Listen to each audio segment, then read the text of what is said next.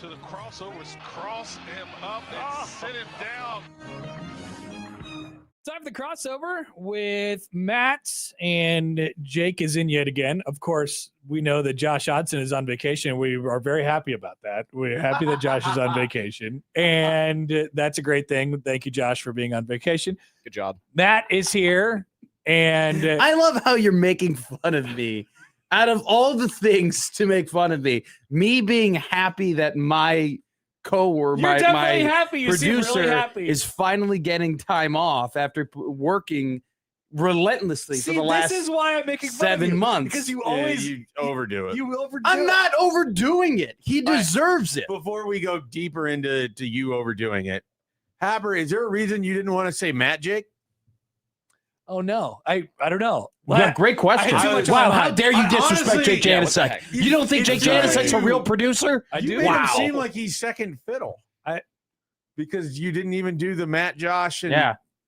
you know What culture Well, are I mean, he we is building? second fiddle. I mean he is. He is, but we don't now have you're to really admit pointing it out. Yeah. No, I mean, We can all. What culture are you creating here? If you're not willing to admit we're all a team, you know, Isn't we it all next triumph man up? together. I mean, we're not all the same. Some people are cooler than others. Let's admit it. Good a point. 1,000,000%, without a doubt. Now, I we don't have didn't- to. That give away wasn't our- really what was. Oh, the I question. can't say who's cool and who's not cool. I mean, I don't know. Dang it! I mean, we all have Bishop up here. If you so. want to do your Speak rankings, for yourself. if you want to do your rankings, you can feel free. do a power ranking, Do a with power tiers. ranking with tiers.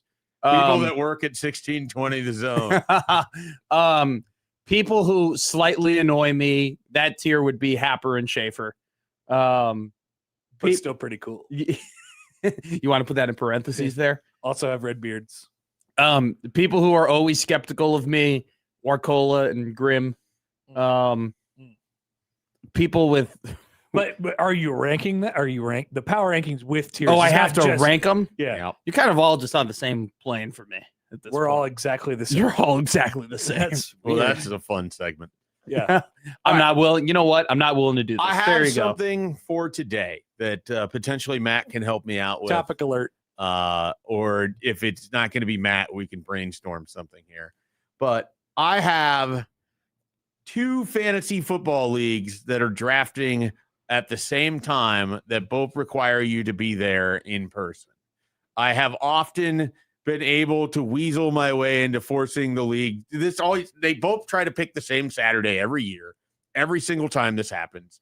Normally I'm successful in forcing us to change one of the 2 drafts to accommodate me, which I think everyone's main focus should be accommodating me because Couldn't agree they want more. me to be at the draft. I provide commentary, fodder, whatever They're else. not budging this year. No. By the way, it sounds like you're making like a resume as to why people should ask you to be in your fantasy Well, I don't want to football be in league. anyone else's league. Provides commentary, I'm in 3. great fodder, often makes Yeah. jokes about the 2009 Minnesota I'm in Vikings. 3 leagues and I want it to be down, but I can't. I'm can't cut any further without Yeah. offending future relationships. And one of the leagues I actually want to be in. The 3 leagues can argue over which of it is. Wait. You only want to be in one? There's one that I value more than the other. I think Well, 3 is just- the perfect amount, by the way. 3's a lot. 3 is not the perfect amount. For me, who has way too much free time and doesn't have a wife, Well, doesn't so have hold on kids, here. doesn't have a household, 3 is Yeah. awesome. So 3 is great. You don't need 3 fantasy leagues. these drafts are happening on the same day. I do. That's a waste. No, it's not. Also on this day, there's potentially other obligations that I have due to being married. So I don't think I can attend both drafts, and I'm now told that I need to have a proxy for one of the drafts. Would you be interested in being the proxy? There would be free beer, free food. However, this league has now changed to where it wants to decide the draft order based on some sort of competitions that occur before the draft. We've Sounds now like he's gonna be expanded this interested in beyond that. just the draft. There's now like competitions.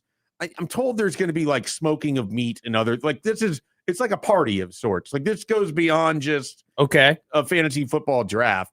But would you be interested in being my proxy? My options right now are potentially you, my 13-year-old nephew. My brother-in-law is in this league. It's his first year. But my nephew is really into football. He's looking at his calendar like Actually, it has stuff It's a on it. 13, No, 11-year-old I'm nephew. looking at my other fantasy football drafts that I would What? It's August 29th. August 29th. That's a Saturday. It is. It's a heavy draft weekend. Let's see. I had to bet. I'm golfing on the 22nd. He's really considering It's a this. whole week before. No, I know, but I got to see His what. he's not sure how calendars work. Let's see. I think I'm busy on the 14th, and that's about it. Well, I'm golfing on the 16th. Okay. Well, yeah, and these aren't Um, relevant to the 29th. 2 weeks. 2 weeks. Let me look. I I also want to be honest here. 29th. This is a total redraft. So there are Oh, no keepers. The Storm Chasers You are can on the build road. the team however you want. I wouldn't even give you instruction. He gets If you wanted to give me the worst team of all time, You get to you could. unilaterally pick Mike Schaefer's fantasy team. September 3rd is one draft date. What time? It sounds like it would start at 3:30 in the afternoon. Oh, that might be tough. I have hockey You got a nap? practice. I have hockey practice at 1. Hockey practice. I'm a coach. Okay, I- are you looking at like I'm telling you right now, I'm legitimately. Are you looking at like a 3-hour practice? Well, where would this draft take place? It's going to be over in the location of which I live, so not close to you. But Are you close to Moylan Stadium? That is I'm pretty not close. far. Okay. But you be in the vicinity. It's not a stadium. Did they tell you that you were coaching in a stadium? That's just what I'm pretty sure. That's just what it was called to me. Moylan Iceplex. I don't think it's a stadium. Is this the wrong It email? seems like you want to do this. What are you doing? I'm Yeah, looking this at is my. the most confusing calendar I've ever seen in Well, my it's life. not an actual calendar. I I just know. have I'm to. looking at your phone. You're going The through text 29th. messages? Yeah, I practice at 1. I should be done at like 2. Okay. I'll think about it. All right. He wants to do it. He does. I don't know. Actually, I can't tell. You I have no idea. you might be one of those guys who's like, actually, you Some know of the people in this immediately. league listen. I said that right away. I was like, my proxy is going to be Matt McMaster. My current read is this.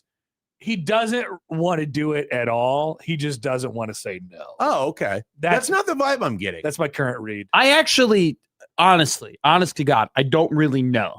There's a part of me I that think he's definitely. intrigued by the idea. I'm very but you intrigued by wouldn't it. Know anyone there? I would, but that's never been a problem for Right. me. That's never But been there's an also issue. free, which he likes. It's also one of those things where it's like I like doing one thing in a day, and at this point, my one thing is hockey practice. This would be 2 things. and this would be 2 of them, Yeah. and so then they'd be back to back. Man, I'm going to tell you, Then I if would- you ever become a dad, you're going to have to do more than one thing in a day. I know. If you're ever in a relationship, you might have to do 2 things. I'm fully aware of the fact that if I'm ever going to be like you guys, I'm gonna have to change some we things are in my not life. suggesting you aspire to be us. You'll figure it out. I'm interested. I'm interested. I would say that I am 61.7% a yes. So let's say that you end up on the 38.3% that's no. Yeah. Should I then have a contest for a listener to then fill in for me as my proxy? Yes. I think this would be a Because great that idea. was suggested by this group. Give away Which one. seems to be encouraging of the idea of some I random actually person. think that you should just send random Mike. I think that would be probably the best proxy out of your Okay. listeners. I think random Mike would love to I was going to spread the word of Cam Colesel. So I was thinking about basically people could submit their fantasy resume to me. Yes, I think this is at great. 1620thezone.com. If you actually want to do this, and there would be, because I didn't lose the league, I don't have to bring the beer or the pizza or the food. That would all be provided. Sure. You could draft, if you want to give me the worst team of all time, you can do that. What if we flew out Potsy and we had Potsy And be your proxy? I'm willing to, if I end up winning, if I win the league or win any of the that was a money, good joke. I'm willing to split some of the money to whoever drafts this team. Wow, really? Yeah, I'll manage it. Sure, but they get to draft. But if you draft a team and it wins for me, I will give you a percentage of the money. What Oh. happens if you lose? Nothing. I cover the cost. What's the buy-in? What happens if you get last? Is there a punishment? And then I have to cover the beer and pizza for the next year's draft, that's- which oh, will that's probably make nothing. it where I'm not even there. What's Yeah, the league wanted to do punishments, and I pushed it to a very simple, like, I like don't- that. I don't Dude, like fantasy you need punishments. to leave this league. Why? Because You're just trying to sabo it, basically. I'm not trying to sabo the league. You clearly are doing stuff in the interest of only you. You and don't not care. The league. I'm You the don't- FCC. You don't care. You don't care about They're this. league. college football. You don't care about this. I'm league. worried about me. You're having another person, a random. No. You're having You're a random sinking. I person. care about this league. I don't think you I do. want to draft this league. They aren't allowing me to. Well, you could also. I mean, you're drafting for another league, though. So clearly, you're stating that you care about the other league you're drafting the other league more. had the date first. Is that your reasoning? It is. That's your full reasoning. So they're like, hey, we want to do the draft on this day. Does anyone have any issues? It's like, yeah, I've already got a draft at this day. What time are you thinking about? We want to do this time. I'll have a draft going on at that time. I also think I have something in the evening. Can we look at one of the other 65 possible dates? No, we can't. All right. It's time to leave. I think it's time to leave. They I clearly don't don't think so. care about you. I don't- think they care. They don't care about you. If they care, they would have changed the date. No, I think they do care about him. I don't think he cares about them. I think I don't. that I was think. closer. I think wherever you're measuring it, the care is not equal here. my One care- of you don't care. If And I didn't think you need care to at break up. all, I would totally ignore everything, not have a proxy, and then they would be screwed come draft time. I You would wouldn't be do that. screwed. You wouldn't be. They would. The league would be screwed. Why What would the kind of- league be what- screwed? You would Hey, be Because there would screwed. only be 11 people What for kind an of, offline draft. What kind of draft is it offline? Offline draft. Oh, it's an offline yeah. draft. It Whoa. used to be a no electronics, and then it got really hard to get everybody together for the same draft. And so then they allowed people to draft on ESPN or whatever. And then everyone hated that because less people showed up for the draft. Right. And so now we're back to doing an in-person draft, which I'm in favor of. Sure. The draft is the best part of the league. Do you almost. then all the go? time. But then are all the leagues then plugged into an online database? Yeah. Someone Okay, goes in, okay, puts okay. it in. Okay. But it's the idea of it is that you have to like show up with some preparation. You're not just picking best player available or whatever. Right. You could. Yeah. Sean have a goes, does Matt not know how to look at date given to him instead of all other dates? No. It's I don't have an actual calendar You were set. staring dead It was set. incredible at that watching you go calendar. from app to app. And it's like, It's very what is funny. going to be next? Well, I don't have an actual calendar marked down with all of my events. I just have to look at the days and remind myself, like, does that number trigger Wait, something that I wait. committed to? Wait. So when you were looking at that calendar, it didn't actually say anything. No, it said except nothing. For the days. Except for the days. Yeah, I don't have anything actually He on was the going through calendar. text messages. It's a calendar. it's a It doesn't have any dots on it. It has- It has it- nothing on it has nothing on it. Look, my That's calendar amazing. has 0. I was like 22. What does that trigger? Did I commit to anything on the 22nd? 29. What did I so the 22nd I have a bar crawl Yeah. with my friend Allison. I remember I committed to that. Can you write that in there? Write Okay. that in there. Write that in. Bar crawl with Allison, Bar crawl with Allison. which sounds like just a date, but No. It's she's no, absolutely not. She's not. We Jeez, are not okay. dating. well, I mean, I'm just saying, like bar crawl with Allison And other her people. and other people and her Okay. friends. All right, But they're Allison. her friends. They're not really my friends. This is what a calendar looks like. That has things. Look at all those colors. This is a calendar. Whoa, that's crazy. That's 'Cause insane. As Here, you let can me see, very often there's not days where there's only one thing on there. golf at Tiburon. Okay. Now you could make that like recurring week to week. Yeah. You know, you could do that. You could also, you should put in 1620 the scramble, the Oh, golf. on the 21st. Yes. Yep. Which I 1620 believe the there's scramble. all this communication going on right now. It sounds like Schaefer, you and I are maybe the MCs of the after party. Yeah, I saw that. Another gig for us. I like it. Exciting.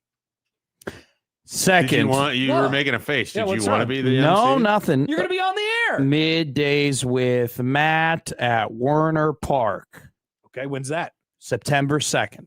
Heck yeah. All right. Please call this crossover. Matt makes the calendar. 22. Matt discovers calendar. Wow. Crap. I have hockey and the bar crawl on the same day. That's awesome. more than one thing. That's two Whoa. Shoot. Are you going to have time for a nap? Hockey at Moylan. Well, this would be the time where I would ask Allison, what time does the bar crawl start? Correct? That would be the adult thing to do. What time does bar crawl start? Okay. Please. Okay, I'll kill the bit. I'll kill the bit.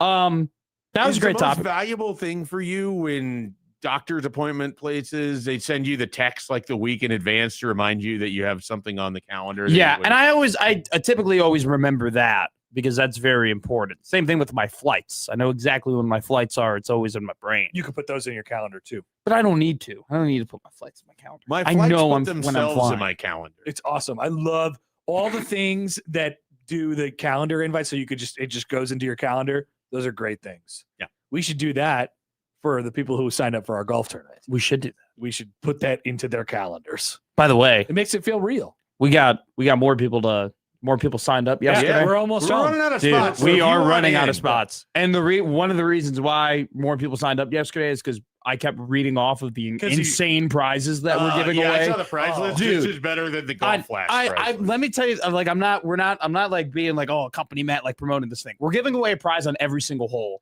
and they're all very good prizes. It's insane. I thought that more people signed up yesterday because you showed some skin. Oh, Yeah, I will say that this crossover definitely has more sex appeal than the other crossover that we're in. And so I feel like I wow. have to show off a little skin in order to up the sex appeal of the afternoon crossover. I was asking if Matt McMuffin Top had become a name. No, Matt McLove handles though definitely idea. has surfaced as is up there. I It's was still I sent in a Matt McFearmongering when I was listening yesterday. yeah. People were saying I was fear mongering Nebraska's football Yeah, season. you're yesterday. talking schedules. Yeah, apparently I'm not supposed to do that. Whoever made those rules, I don't know, but apparently talking about the teams that Nebraska's actually going to play in which they have to beat is fear mongering, even though that's okay, guys. Cool. I didn't know talking about the teams that Nebraska actually has to defeat. I'm putting fear into people. I wasn't able to listen because I think I ducked in somewhere right after sending it. Did this come up? Were you Another person tweeted Okay, at me that all I right. was fear mongering. I definitely have done a good job of cornering people in the schedule fearmonger. So you were schedule fearmongering? No, I wasn't. I was floor ceiling. He was. I was floor and ceiling, It's if you worked. will. It's worked. It's fear mongering. The whole idea of like, tell me why Nebraska won't do this year, but you can't bring up the schedule it's so dumb to me. It's like telling like a prosecutor, hey, show this guy committed murder, but you can't bring up the fact that his alibi doesn't check It out. just means like, if you're automatically chalking up multiple losses due to the schedule, you're just fearmongering. So I think the reason I had sent it is Stop. that Matt was on he was kind of on a rant of like, if you're telling me Nebraska's going 9-3 and only losing to, Indiana. It's a lot of steps. Yeah, it's a lot of steps to go. So he's doing all of that. And he's like, they would have to do something they've never done before. They have to do two things they haven't done And before. so he just keeps going. And it's more and more about how like they can't do It'd be this a and lot. They can't It'd do just be that. a lot. Hey, they've gone 9-3 before. I remember Bo Pelini. Yeah. No, I'm just talking more specifically Matt Rule. Is who I was I talking never about. remember Bo Pelini. You can remember Mike Riley. Well, the point the point was He like did go my 9-3. floor and my ceiling are pretty close because I think you have a pretty good idea of what this team is going to be. A topic you two discussed today on your show Topic alert. when you brought up the fact that you could probably make a depth chart right now in terms of and be fairly accurate when it comes to the Nebraska Cornhuskers, which shows that we have a pretty decent idea of what this team is already going to look like. And yet your skills still But you schedule were fearmongering. I'm not fear mongering. I'm not. I mean, it's effectively I'm- saying I'm- that they it's- can't do this because they haven't done it in a while. Well, if we just saw a team go 16-0 that wasn't even a football school like 10 minutes ago. if you don't like schedule fear mongering, I don't think you're going to like today's Nebraska football I'm just segment. saying, there's a reason I sent in Matt McFearmonger. You also sent me this text, which is another topic Whoa. alert. Ooh, what text did I? Did I? You directly know, send you know what text you sent me. You sent what text me you sent me. Flacco, Foles, and Rodgers are all the same quarterback, which is not true Right in now. the slightest. You were talking about the Hall of Fame, and you were talking about how Breeze only made one. Yeah, Super I'm Bowl. just shocked that I'm not shocked necessarily that he only won one And Super so Bowl. I was I am just shocked pointing they out only that- made one Okay, Super so Bowl. whenever he talks about the Packers, it's a bit. Oh yeah, this All is a bit. He also knows that I think that Aaron Rodgers' prime is one of the greatest quarterbacks of all time. Yeah, and he He had the shaped- same amount of Super Bowls and wins as Joe Flacco and Nick Foles. That's And- all the text was saying. I'm surprised you didn't include Dilfer in there too. You Well- might as well have, right? he was before your I time. mean, Rex Grossman and I'm not Aaron even sure if Rodgers you know have who been to the. Trent Dilfer is. What do you mean I don't know who who Trent Dilfer is. The What are you coach of talking about? UAB? He was the quarterback of the 2000 Baltimore Ravens. Yeah, you weren't alive yet. He You were was negative. He was the man that negative the 2? Indianapolis Colts should have taken, according to Mel Kiper, instead of Trev Alberts. Imagine how that might have worked out for him. They may never end up with Peyton Manning. Jay Have we Skurtod, ever considered that Trev Alberts led to Peyton Manning? clearly I haven't, but something you have probably.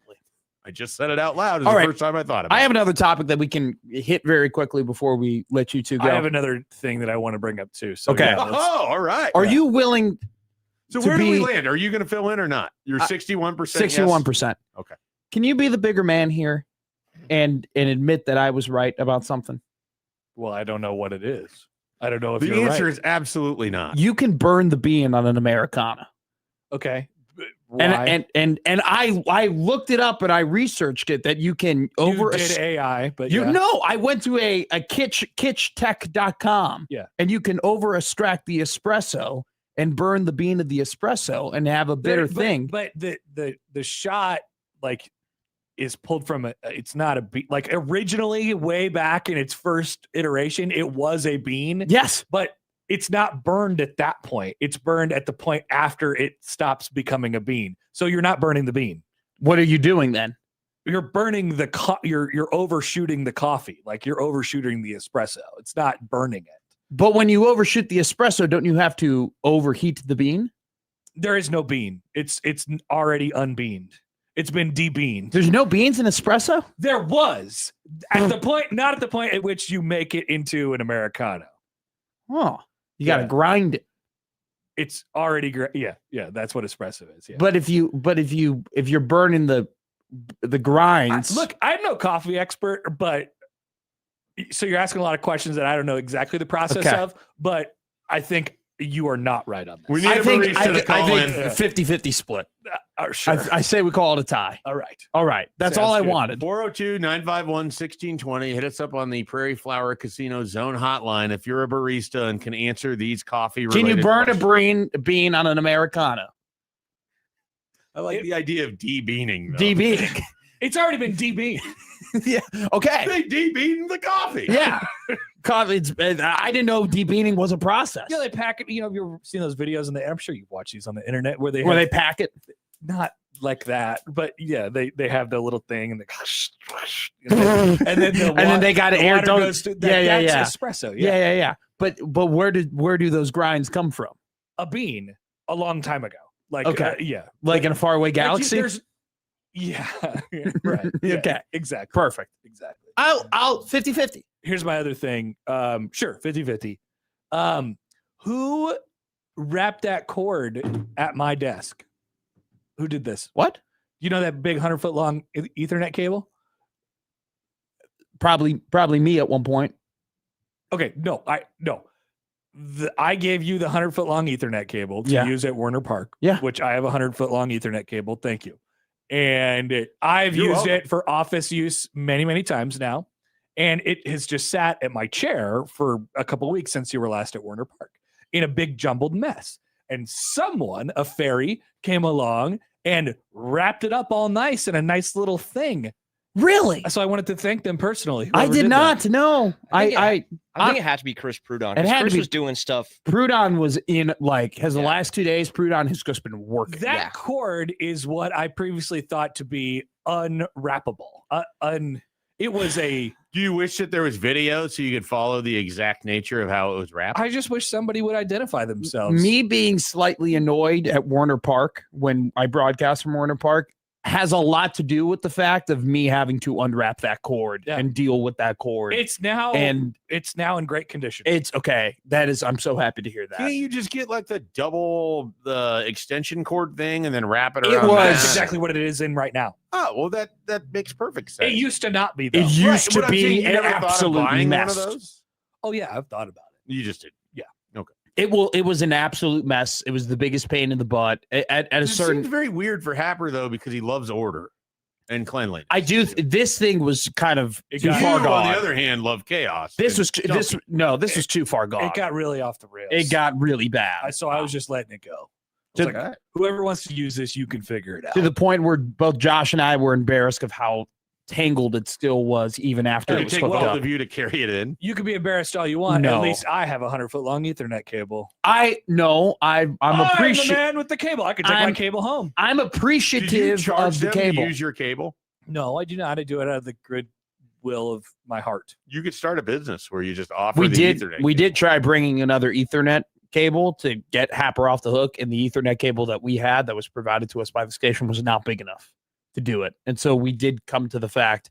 I mean, we were almost though late for our own broadcast at Warner Park because it took so long to unwrap said cable to the point where we could use it. Yeah. That's how bad it was. So for you to tell me that somebody unwrapped that thing is one of the best Yeah, pieces you of should news see I've it. heard It all looks week. amazing. That's incredible. And now I can sit Okay. in my desk chair again. You couldn't sit in your desk chair before. No, Well, the where was cord he going was to put there. the tangle of cord? Yeah. I'm now currently doing work at Josh Hodson's desk area, and I kind of Whoa. like it. King of the Has Joey castle. set up a fence around his desk so you can't use it? No, but I now make sure that if there's any condensation that's on the desk, I wipe it off as best as I can, so I don't end up on Twitter. I nice just of you. took Joey's desk at the moment when we was on the show. Wow. Yeah, A lot of moving of the desks. Yeah. I think You I'm. remember what a big deal it was for you to get that desk? Yes, and then I you know just- you're going to remind me every single time how I threw a big hissy fit about it, and that's what I wanted. But since then, some circumstances have changed to which I no longer want to be over there, and I would much rather be in the office that we're in because Josh is actually quiet and doesn't say anything, and it's great. I just get work done. I just want to get work done from when I get here at 8:48 to 9:48. Hey, I do work. what's on your neck?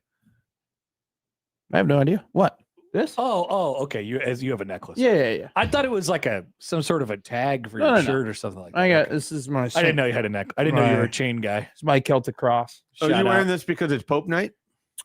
I did not think of Pope night before I put this on. Do you have any friends that are going to get Pope hats? I today? did actually ask the group chat. Can you give me one? Is anybody gonna be there? Why is this recording? That's dumb. I texted, is anybody gonna be there for Pope night at the cell? And nobody has responded. Oh, So, they all like it's the rate. and so I don't think anybody's going. And nobody. Yeah, nobody responded. Yeah, nobody. I don't think anybody. They all live. All these Sox fans in my life now live closer to Wrigleyville than they do White Sox Park. Interesting. So it's I like, wouldn't want to live close to White Sox. well, yeah. I mean, it's not a great area at all. It used to be way better. I told you the story. My cousin used to live down there, and was your cousin named Joey? Johnny. Damn. Yeah, it was right there though. Everybody's got a cousin. And named so Joe.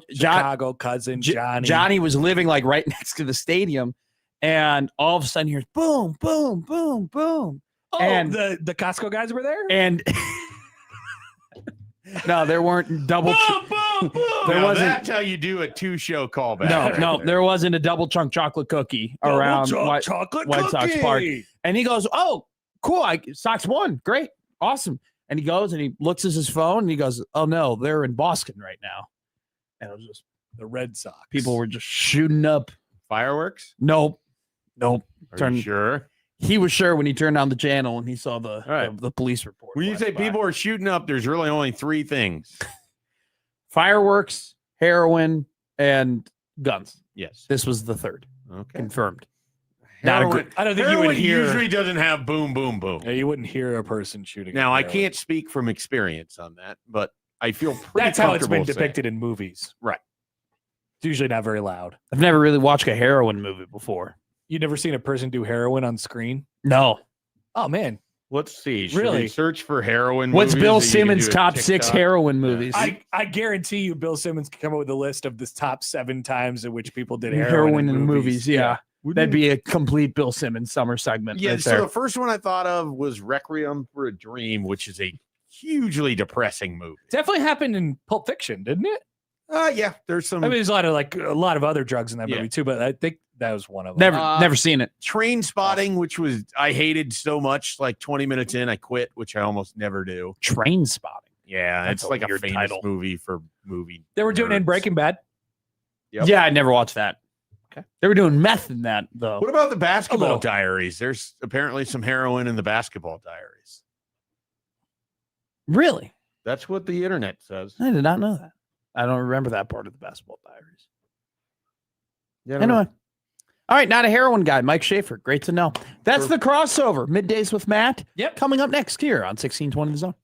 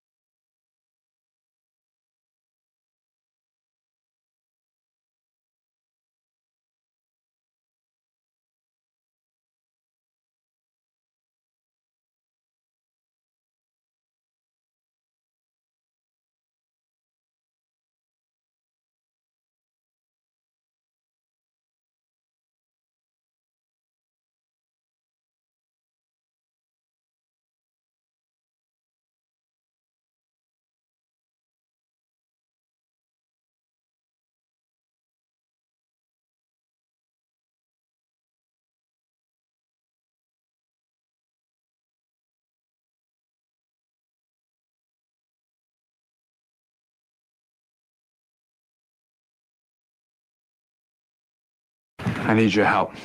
I can't tell you what it is. You can never ask me about it later, and we're gonna hurt some people.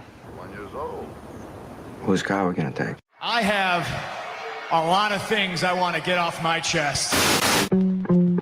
That's an absolutely horse crap call. Make room for Daddy. But they are who we thought they were, and we let them off the hook. Chicago is.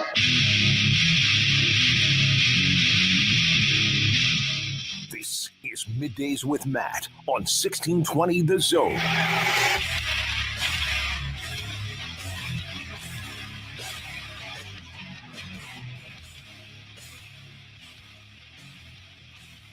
Middays Matt live and rolling here in the 1620 Zone Radio Network. Matt McMaster is always joined by Jake Janicek. Heck yeah. I slipped up there. I said, as always, I'm not always joined by you, but I'm joined by you this week because Josh Hodson is on vacation, and we are so happy about it here. We actually are. I said that way too sarcastically. Josh is on vacation. He'll be back next week. Jake Janicek with me, Middays with Matt, 1620 The Zone. AM here in the Big O, 97.7 The Zone in Central Nebraska. Thank you so much for everybody listening to the show. We are in football season, baby. I got my copy of Pick 6 previews. I am fired up about it. Here, let me go ahead. Once again, Matt never is on the camera in time. I'm like John Bishop, but even worse. Let me show it up to the camera here. Look at this, baby.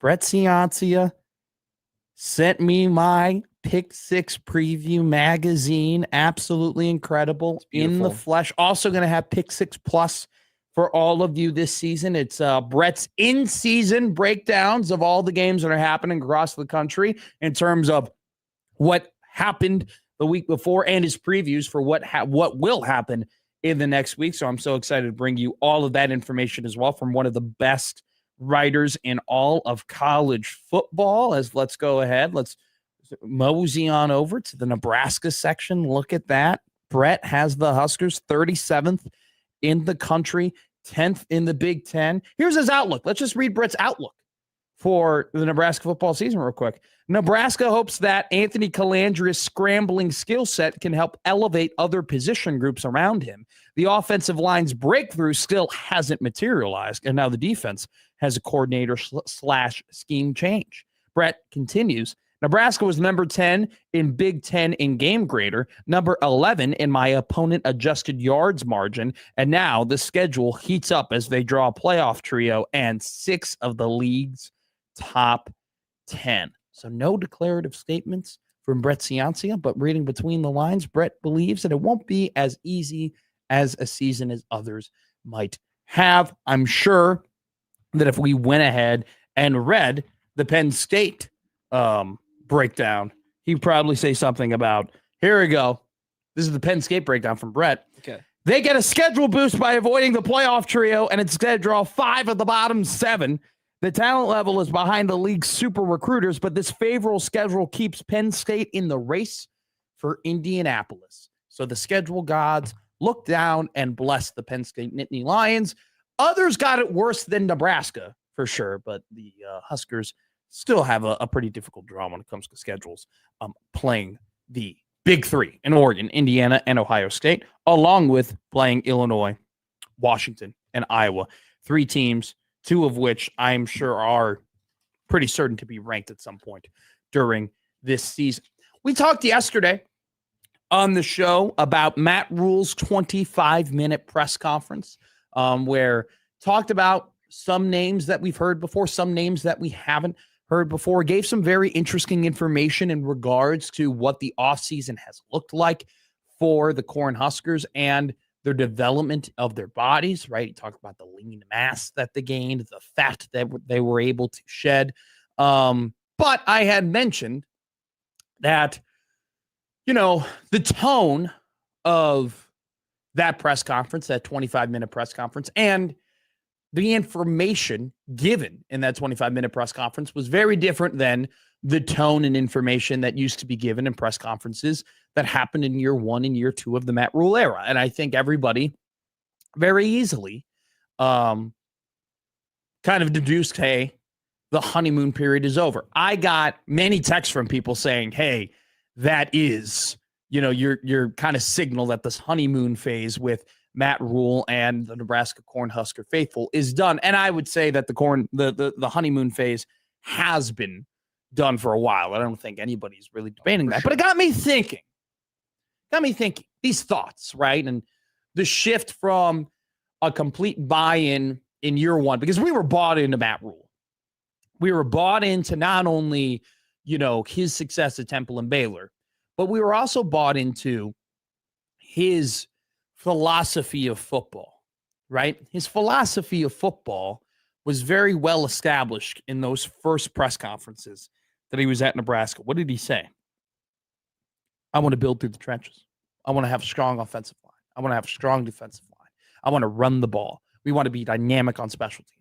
Remember 75 rushing yards in the fourth quarter? That was a goal for them. That was something that everybody got fired up about, right? He talked about being a physical football team. He talked about winning in the margins. It was all of those things that you really wanted to hear. And then what could you boot behind all of that philosophy about? Because here's the thing. Scott Frost helped Rule out by being just everybody being so sick and tired of the charade.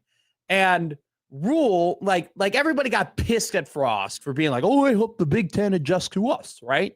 And Frost was terrible at player development, all right? I got the Pick Six preview right here. You'll look at, I have all of my previous copies from the last 3 seasons. You'll see that even under Scott Frost, that Nebraska was terrible when it came to what the recruiting rankings were compared to what the NFL draft pick, right, conversion rate was. The Nebraska was, and in part still is, one of the worst player development teams according to Pick Six previews because of the job or lack thereof of what Scott Frost did. So when Matt Rule goes to the podium and says, we're going to play Big Ten football, and you look at his history and you go, wow, this guy's great at player development. This is the absolute opposite of what we had before. And what we had before yielded 3 and 4 win seasons.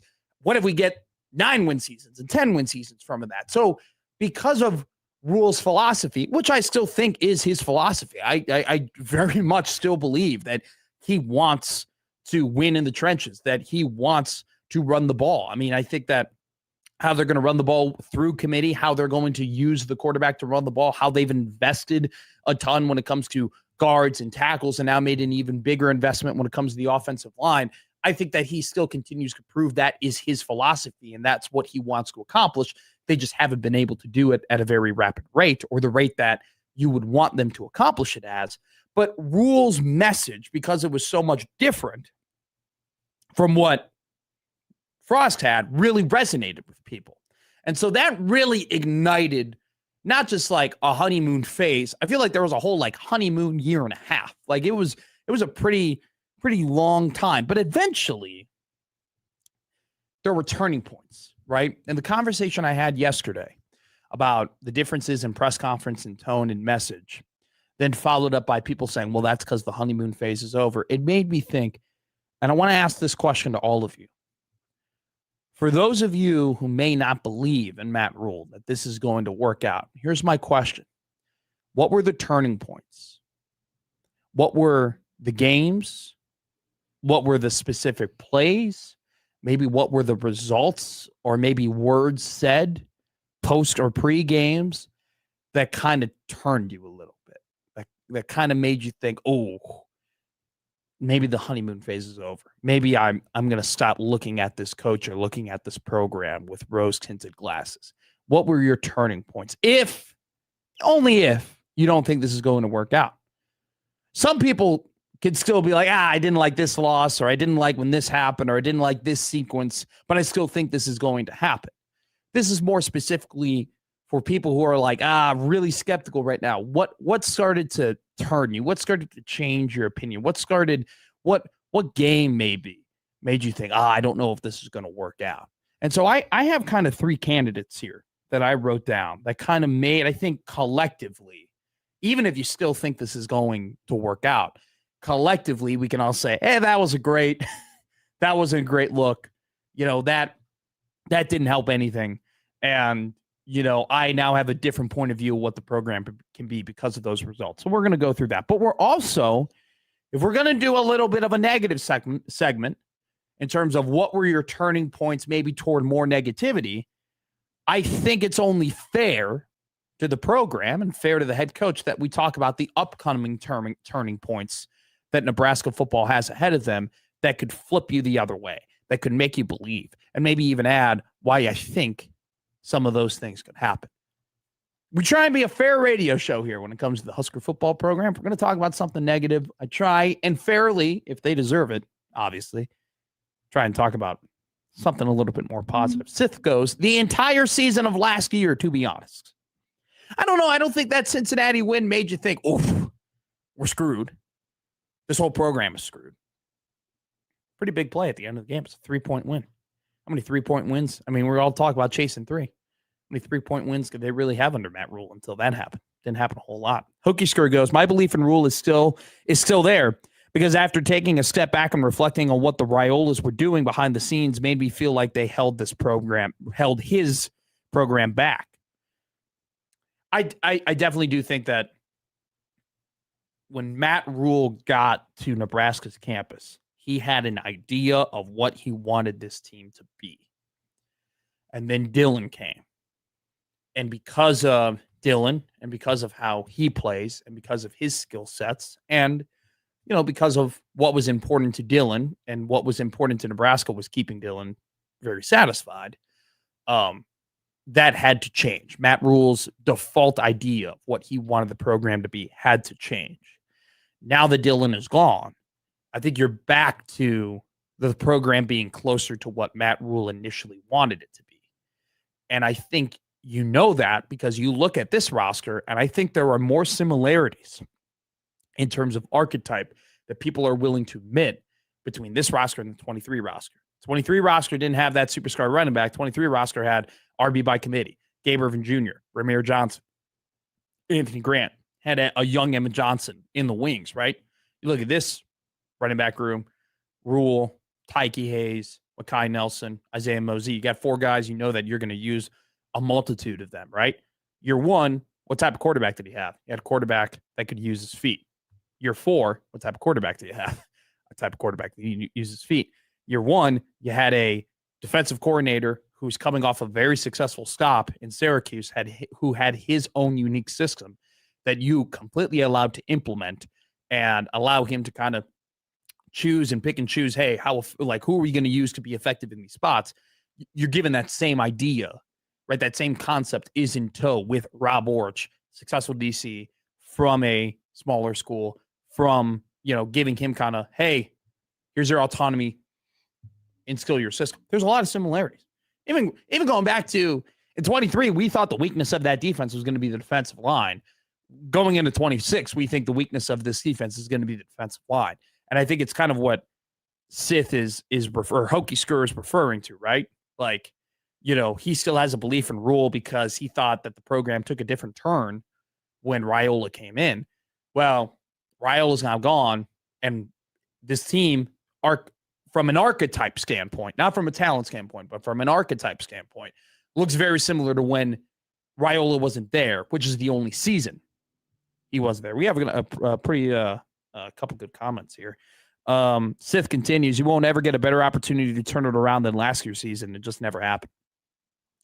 Yeah. I mean, I've said this consistently. They had a really good opportunity just in terms of what was ahead of them in order for them to accomplish things that they hadn't accomplished in the last couple of years. And they still did do that. They won 7 games, right? In the regular season. They hadn't accomplished that in a long time, but they had another opportunity to take an additional step to really ignite, momentum heading into this season. Right. And they had an opportunity to beat Michigan.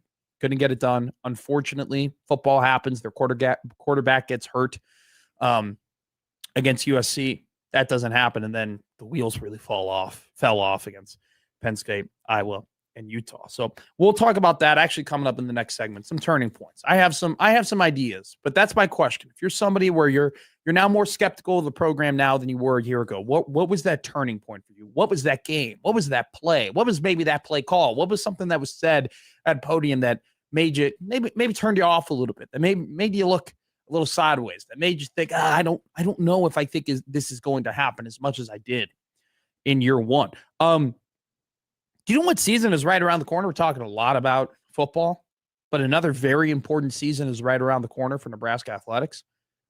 Volleyball. Volleyball season officially begins in 16 days.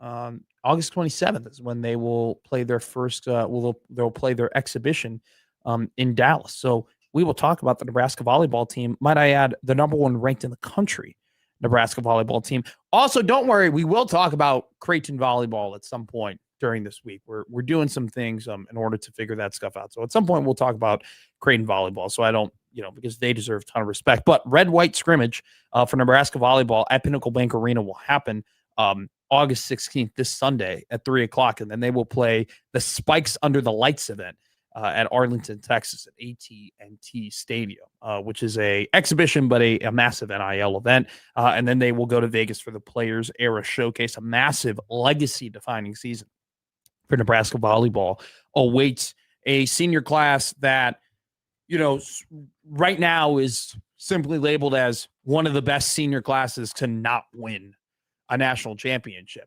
They have lost a total of 6 games in the 3 years that they have been playing volleyball at Nebraska. Bergen Riley, Andy Jackson, Harper Murray, and Laney Choboy, where their 6 losses come against SMU. People forget about that game. SMU, Penn State twice, Wisconsin, Texas, and Texas A&M. The last 3 seasons, they have lost to the team that eventually won the national championship. Texas in the national championship, Penn State in the Final Four, Texas A&M in the Elite Eight. We'll talk about not only the significance of this Nebraska volleyball season for these seniors, this incredible senior class, not only from like a local perspective, but we'll also discuss it from a national perspective, because you'd be hard-pressed to find me another volleyball team that's going to be on as big of a national stage maybe ever, right? I mean, there would have to be some volleyball historians who would have to call in and tell me whether or not it's true. But I mean, they're going to everywhere that there is an unprecedented event, Nebraska volleyball is there, and they are going to have national eyes on them that I don't know if any other volleyball team other than Texas has really experienced before, or will continue to experience. And so this Nebraska volleyball team has an opportunity to not only do something for themselves and do something for Lincoln, but also do something for just the entire state of volleyball in terms of the impact, recognition, and notoriety they can gain by finally winning that national championship that it seemed like they were destined to win when they won the Final Four game that got them to play Texas. I remember going into that Texas game. I mean, I don't really know volleyball spreads, Jake Janicek. Yeah. I don't know if they were a half a set favorite or anything like that. But after they had swept Pitt in the Final Four to make that game and play Texas, as Texas was the number 5 team in the tournament and the Huskers were the number 1 overall seed. When they had swept Pitt, it was we almost thought that this Longhorn game was going to be like a coronation. I remember being like, all right, this is their opportunity. Freshmen, holy crap. It's not if they win a title, it's how many titles could they end up winning for Nebraska volleyball. And we are now into year 4, and they're still chasing it. Granted, there is something to be said about always being defeated by the team that, wins the national championship, right? It's if the national champion has always had to go through Nebraska, but is this finally the year? And it's been quite a while since Nebraska volleyball, who has been on the top of the sport and the most recognized program in all of NCAA volleyball. It's been quite a while since they won a national championship. And this, I've talked about it with, kind of some other teams, right, and across the NFL and college football. But like, if not now, this is it, man. And so very excited to talk about start a little volleyball conversation this year. Going to be a great season for Nebraska volleyball. We'll also talk about the Safe College Sports Act at some point during the show. Here's a simple, easy take. I don't care anymore. I'm just kind of done with it. And I'll tell you why you should be too. Also, some other things have come across the Twitter from this morning. The NBA schedules have come out. Seriously, I do think with the NBA, with the New York Knicks winning the NBA title, with the San Antonio Spurs being as young of a team as they are and collapsing in the finals, with then LeBron going to probably the most interesting team he could have gone to. I didn't find him going to Miami interesting from a national scale because I just don't, even with, you don't really win in the big three up model anymore. The big three model doesn't win you championships like it used to. You kind of win with the 1.5 superstars, one superstar, one star, and a lot of depth. That's kind of the model that has been put in front of us in terms of, hey, these are the teams who win NBA titles. And so LeBron going to Cleveland would have been a nice story, and him going to Miami would have been a nice story, and him going to Golden State and being with Draymond and Stephen Curry, and that would have been fine stories. But I think him going to Philadelphia legitimately makes the 76ers a threat not only to win the Eastern Conference but the NBA Finals. I feel like the NBA, look, in comparison to football and everything like that, like they're not on that level anymore. They're getting pretty hot though.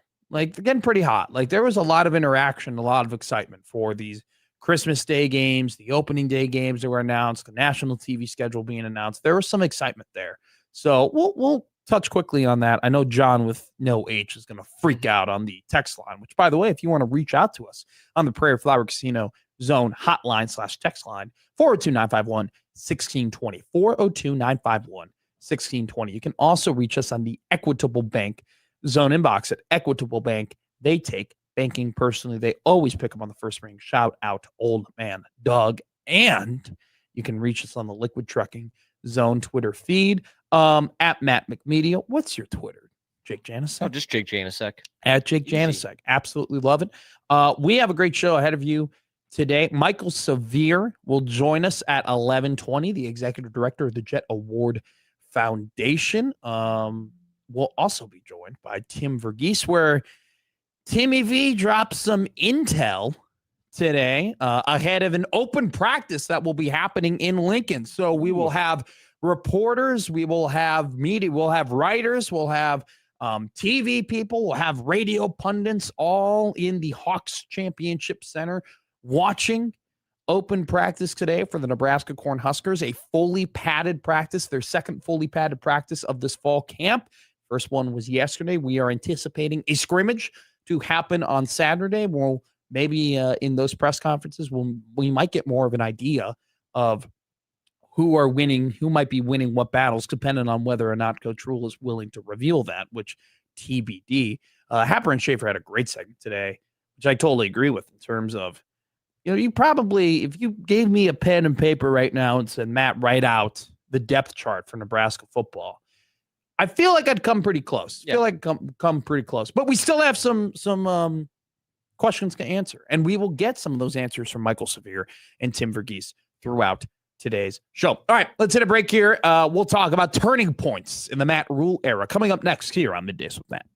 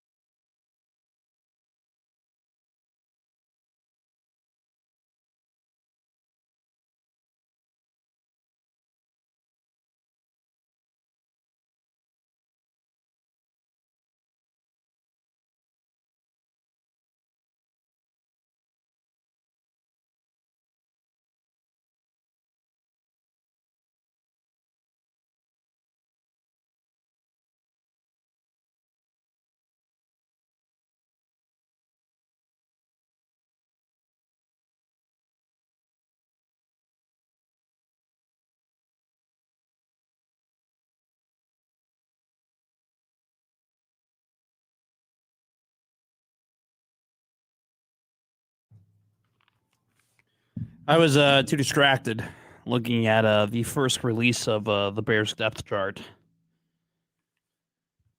Looking good. Looking good. I'm ready to get hurt again, Jake Janasek. Yep. I'm ready to be affected. Be affected greatly. Hey, I feel good about the Bears this year. Yeah, it's funny if you ask anybody in the NFC North, how do they feel about their team this season? They will all say the same thing, which is they will make the wild card. I don't think anybody is counting on winning that division this year. I think all the teams kind of have their obvious strengths. I mean, if you're going by full division, it's probably the most talented division. By far. Top to bottom. Be the best. It's probably not the most competitive, though. I mean, we'll see about the Niners.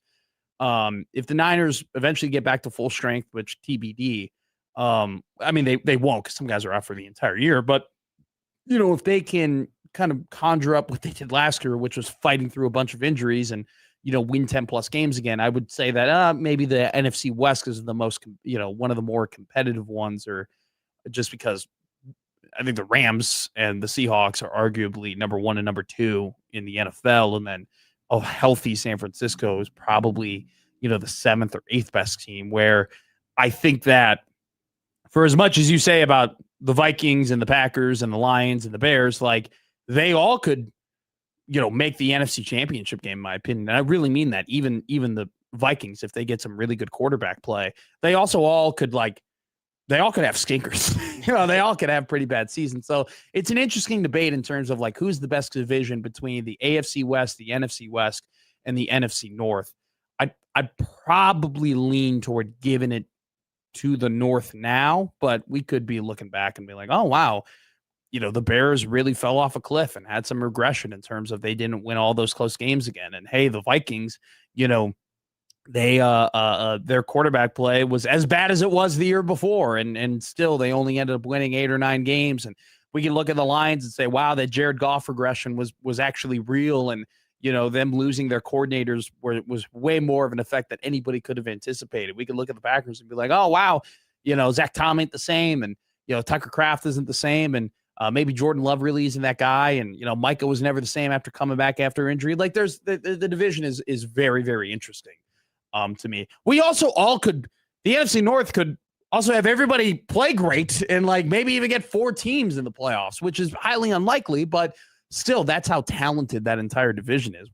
By the way, we're getting some more updates in terms of the quarterback battle in Minnesota. Yesterday, they had their under the lights practice the Vikings did. And once again, all reports indicate that JJ McCarthy looked better than Kyler Murray, which is, I don't think anybody was really planning on proclaiming that, even the people within the Minnesota Viking building. I don't think they were ready to have that conversation. They clearly brought in Kyler Murray to be the guy. I mean, Murray had made 2 Pro Bowls earlier in his career. Those were the 2 years that he had Cliff Kingsbury, an offensive head coach, kind of manning the ship for that team. I think they hoped that Kevin O'Connell and his offensive staff and his offensive system with the weapons that the Vikings had could maybe reinvigorate what Murray was able to create in those 2 really good seasons as the Cardinals quarterback, which eventually led to him no longer being the QB after a couple of dismal seasons with Jonathan Gannon as his head coach. Funny enough, Gannon in the NFC North now as the defensive coordinator for the Green Bay Packers. That doesn't seem to be the case, though. 9 has shown up. They brought in Murray to take his job and maybe even potentially end his career. And instead, the guy has played really well and could end up being the starting quarterback for the Minnesota Vikings heading into this 2026 season. So we won't do a whole batch of NFL training camp updates like we did yesterday. We might do it tomorrow or another time during the week, but very interesting to see what that division will end up looking like. All right. So I ask a question. Kind of set up the year 1 press conferences like we talked about yesterday. We're very different under Matt Rule than what we saw last Saturday, right? I was at basically all of the ones in year 1. I was at a good amount of them for year 2. And then last year I was able to make it to a couple, but definitely not as many as I wanted to. But those year 1 press conferences, I went to every single one of them. And I remember they were fun, man. They were a good time. You know, a lot of energy, a lot of positivity, a lot of optimism.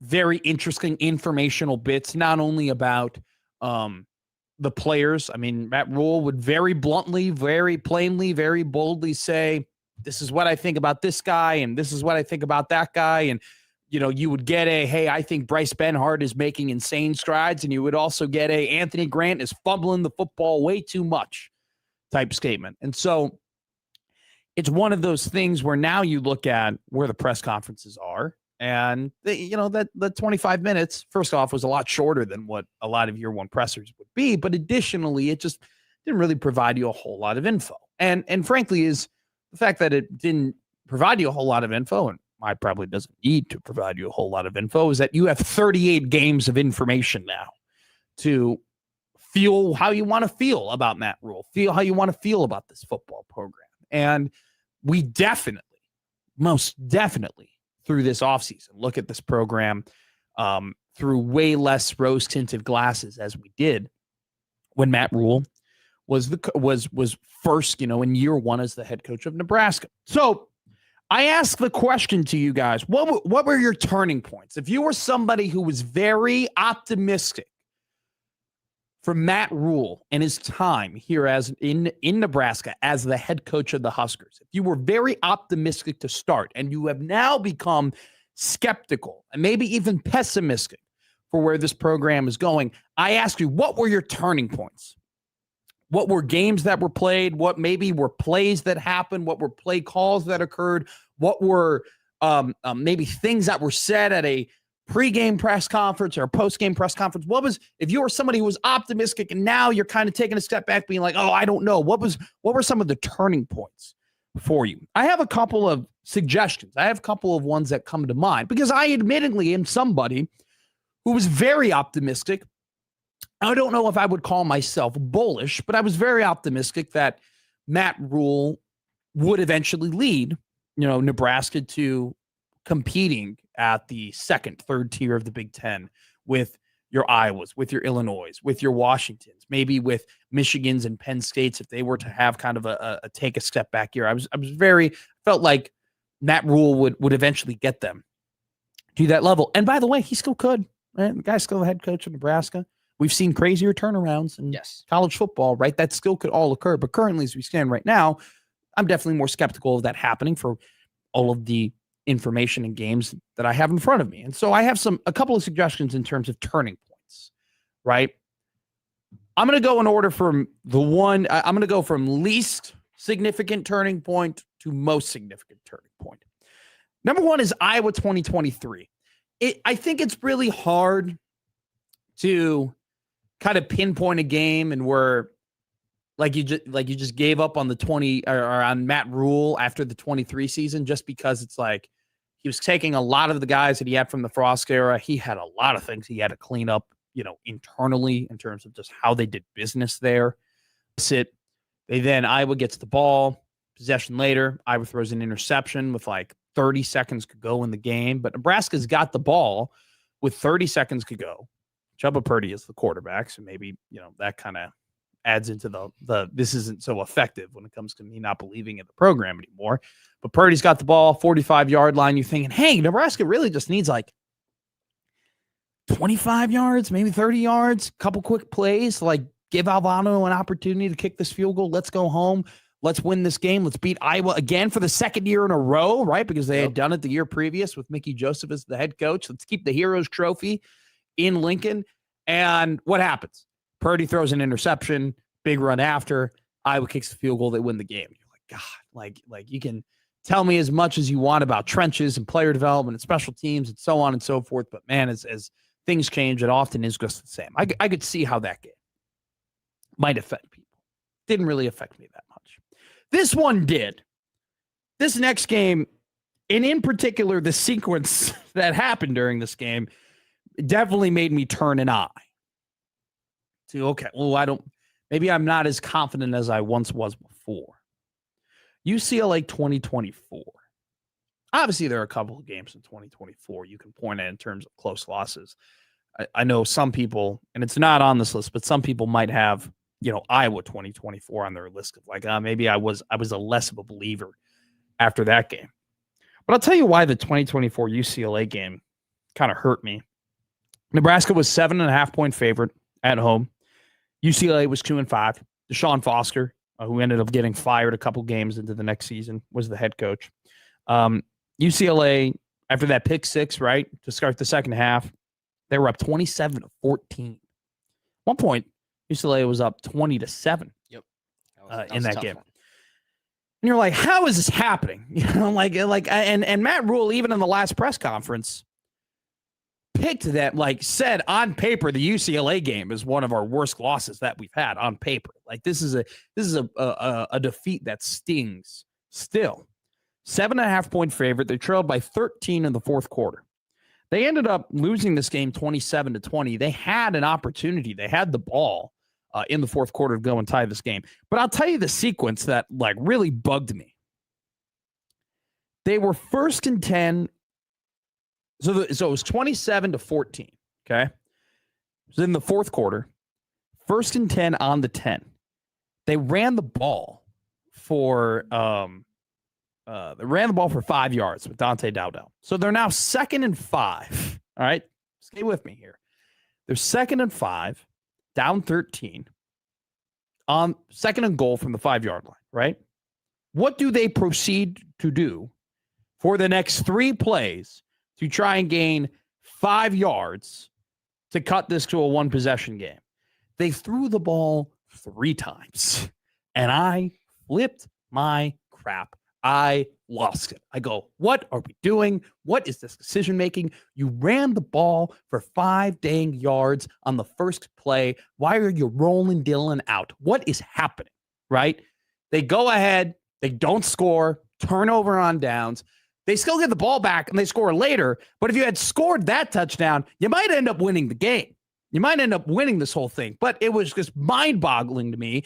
And clearly it was mind-boggling to Matt Rule as well, because Marcus Satterfield was no longer the play caller after that game. Yep. That was the week after was the USC game where they brought Dana Holgerson in 3/4 of the way through the season to call the last 4 games of the year for the Cornhuskers. That game that was the ultimate, because like I mentioned, I was super bought in on Matt Rule, super optimistic that this thing might work out in year 1.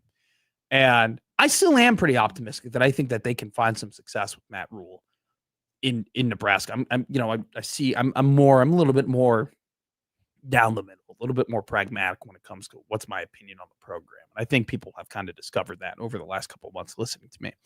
But it's one of those things where that game, I really had to do some self-reflection. It was like, all right, what do we do? What are we doing here? What is going on?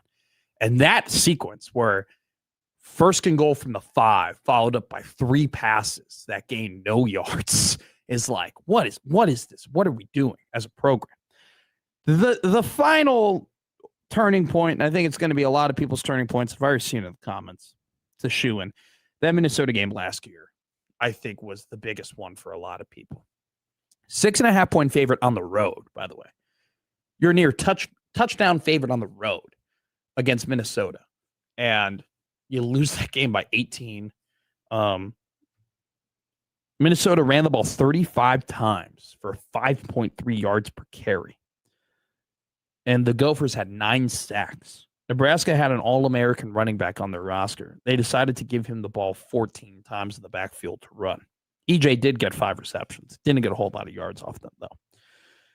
It's 6 penalties for 65 yards, too, which was, too many, especially in a game where you're playing a team like Minnesota.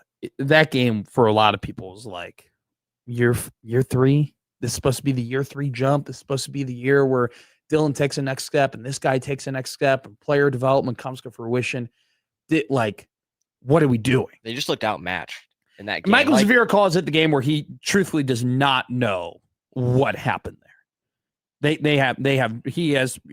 like, I've watched that game over and over again. I still can't come to the conclusion as to what actually happened. It didn't make sense. So those are the candidates for some turning points. I think the biggest one for me, honestly, that made me really take a step back and be like, all right, is this actually like, do I actually think this program is what I believe it to be? Honestly, is that UCLA 2024 game. And it wasn't just that they lost a game as a 7.5 point favorite. That happens to teams, right? Like that, like teams are touchdown favorites, maybe more than touchdown favorites. They end up losing games. That's football. That's why we play the games, right? But the manner in which they lost it, which was they were losing by 13 to a team they had no business could be down 13 by. And then some of just the mind-boggling play calling really made me take a step back and say, what are we doing? Let's go through some of these. What are other people's turning points? Jason Kurtad goes, rule thinking Jeff Sims was an NFL player was an early red flag. Jason Kurtad also said timeout usage, which I think on the scale of all the things you could say, maybe the timeout usage is probably for me on the lower end. John goes, Matt, what's your record prediction for this year? John, I have not come to that conclusion yet. I did say yesterday, though, the floor is 6-6 and the ceiling is 8-4. Nobody goes, the only thing that bothers me is UCLA had a very boringly average quarterback that year, and we made him look like an All-American. Ethan Garbers, that guy's name. I forget. I think he ended up transferring and maybe even played like a different position last year. I forget. And nobody continues. He goes, that's my biggest gripe about Husker football. No urgency ever, and watch as a mediocre quarterback picks us apart. That would be a great power rankings through tiers with Schaefer and Happer, which would be most mediocre quarterback to pick Nebraska apart. Tanner Morgan would definitely have to be up there. John goes, another turning point regarding rule was last year when we lost to Iowa, Penn State, Minnesota, and Utah. I'm asking for one specific turning point. John, he brings up one that I didn't. You know what? I didn't think of this one, honestly. Kind of forget about it. John goes, a turning point regarding rule was when GBR lost to Indiana 56-7. I think we look back on that now, knowing what we know about Indiana, and are like, yeah, they kind of did that to everybody. Sith goes, Minnesota loss made me lose all faith in Dana. How do you not allow EJ to have his revenge game when EJ is your entire offensive production? No wonder we got smacked. Decides to drop back and get sacked more times than Rome instead of handing it off to EJ. Hokey Skir goes, for the first time in a while, this team doesn't feel like it's full of guys that are just looking out for the individual, but they care more about the team as a whole. I think they changed a lot of things for sure. Like not only from a coach, like they got some adults in the room for sure. And I felt like Corey Brown, 20 plus year head coach, has been all across college football, has had his room before, right? Like I felt like they needed a guy like that initially after T night to Corey Brown. And I don't think that just getting a young coach who might be up and coming, coach of the NFL, who never had his own college room, it just didn't seem, that wasn't the right fit. The right fit for this team is a guy like Corey Brown who's been there, done that, and who can command a room like that. That's a hire that gets me encouraged, along with Jeep Wade. I mean, that's a merit-based hire, right? Like Jeep Wade has coached offensive lines that have been nominated for the Joe Moore Award. Like that's merit. That's a guy who knows how to get it done. John goes, hoping that Wade and Orch's tutelage supersedes whatever rules telling players. PC, this is a good one. Ethan Grunkemeyer had him looking like Swiss cheese, and he's pretty cheeks. That'd be Ethan Kaliak-Manis, but I don't know if Ethan had that great of a game against, probably not as the Rutgers quarterback, maybe as he came in as a backup for Minnesota. Was he the starter for that 2023 Minnesota game? I think he was. Yes, he was. So I don't remember though he had that one great throw to Daniel Jackson who routed up I think it was Hartzog for that final touchdown where he dragged that foot. I don't think he had that great of a game anyway. But anyway, so look, we did what was your turning point from optimism to skepticism? We're going to have Michael Severe up next year from the Jet Award, executive director. Later in the show, we're going to have all right, here are their opportunities to turn you back. And maybe why will they end up doing that? We got to be fair here. We're a fair radio program on Middays with Matt. Michael Severe coming up next on the 1620 Zone Radio Network.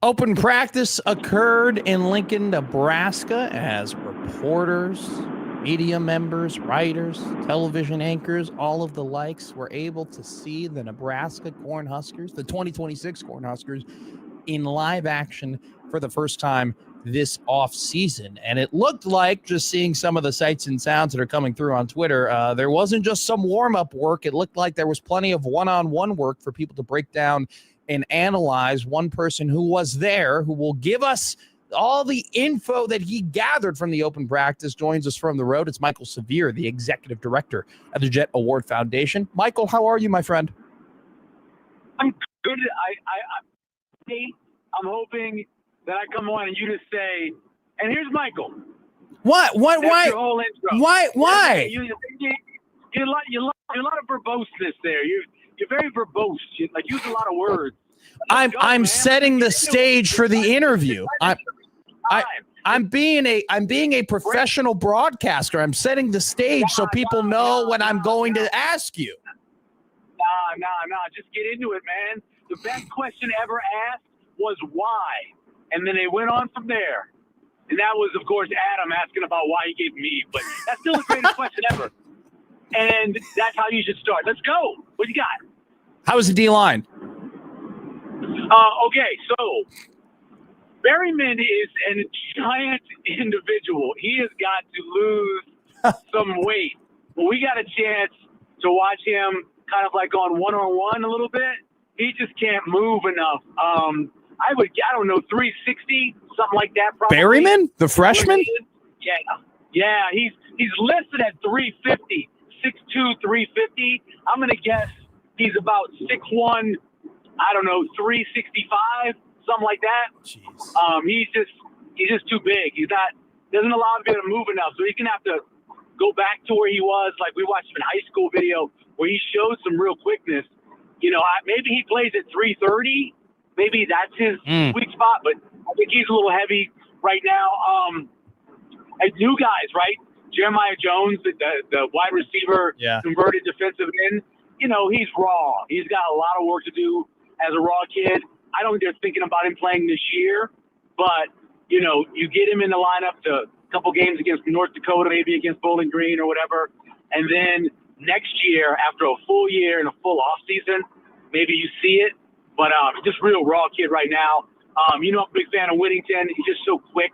Whenever they snap the ball, it doesn't matter who he's across from, he always gets by them. He's just really talented kid.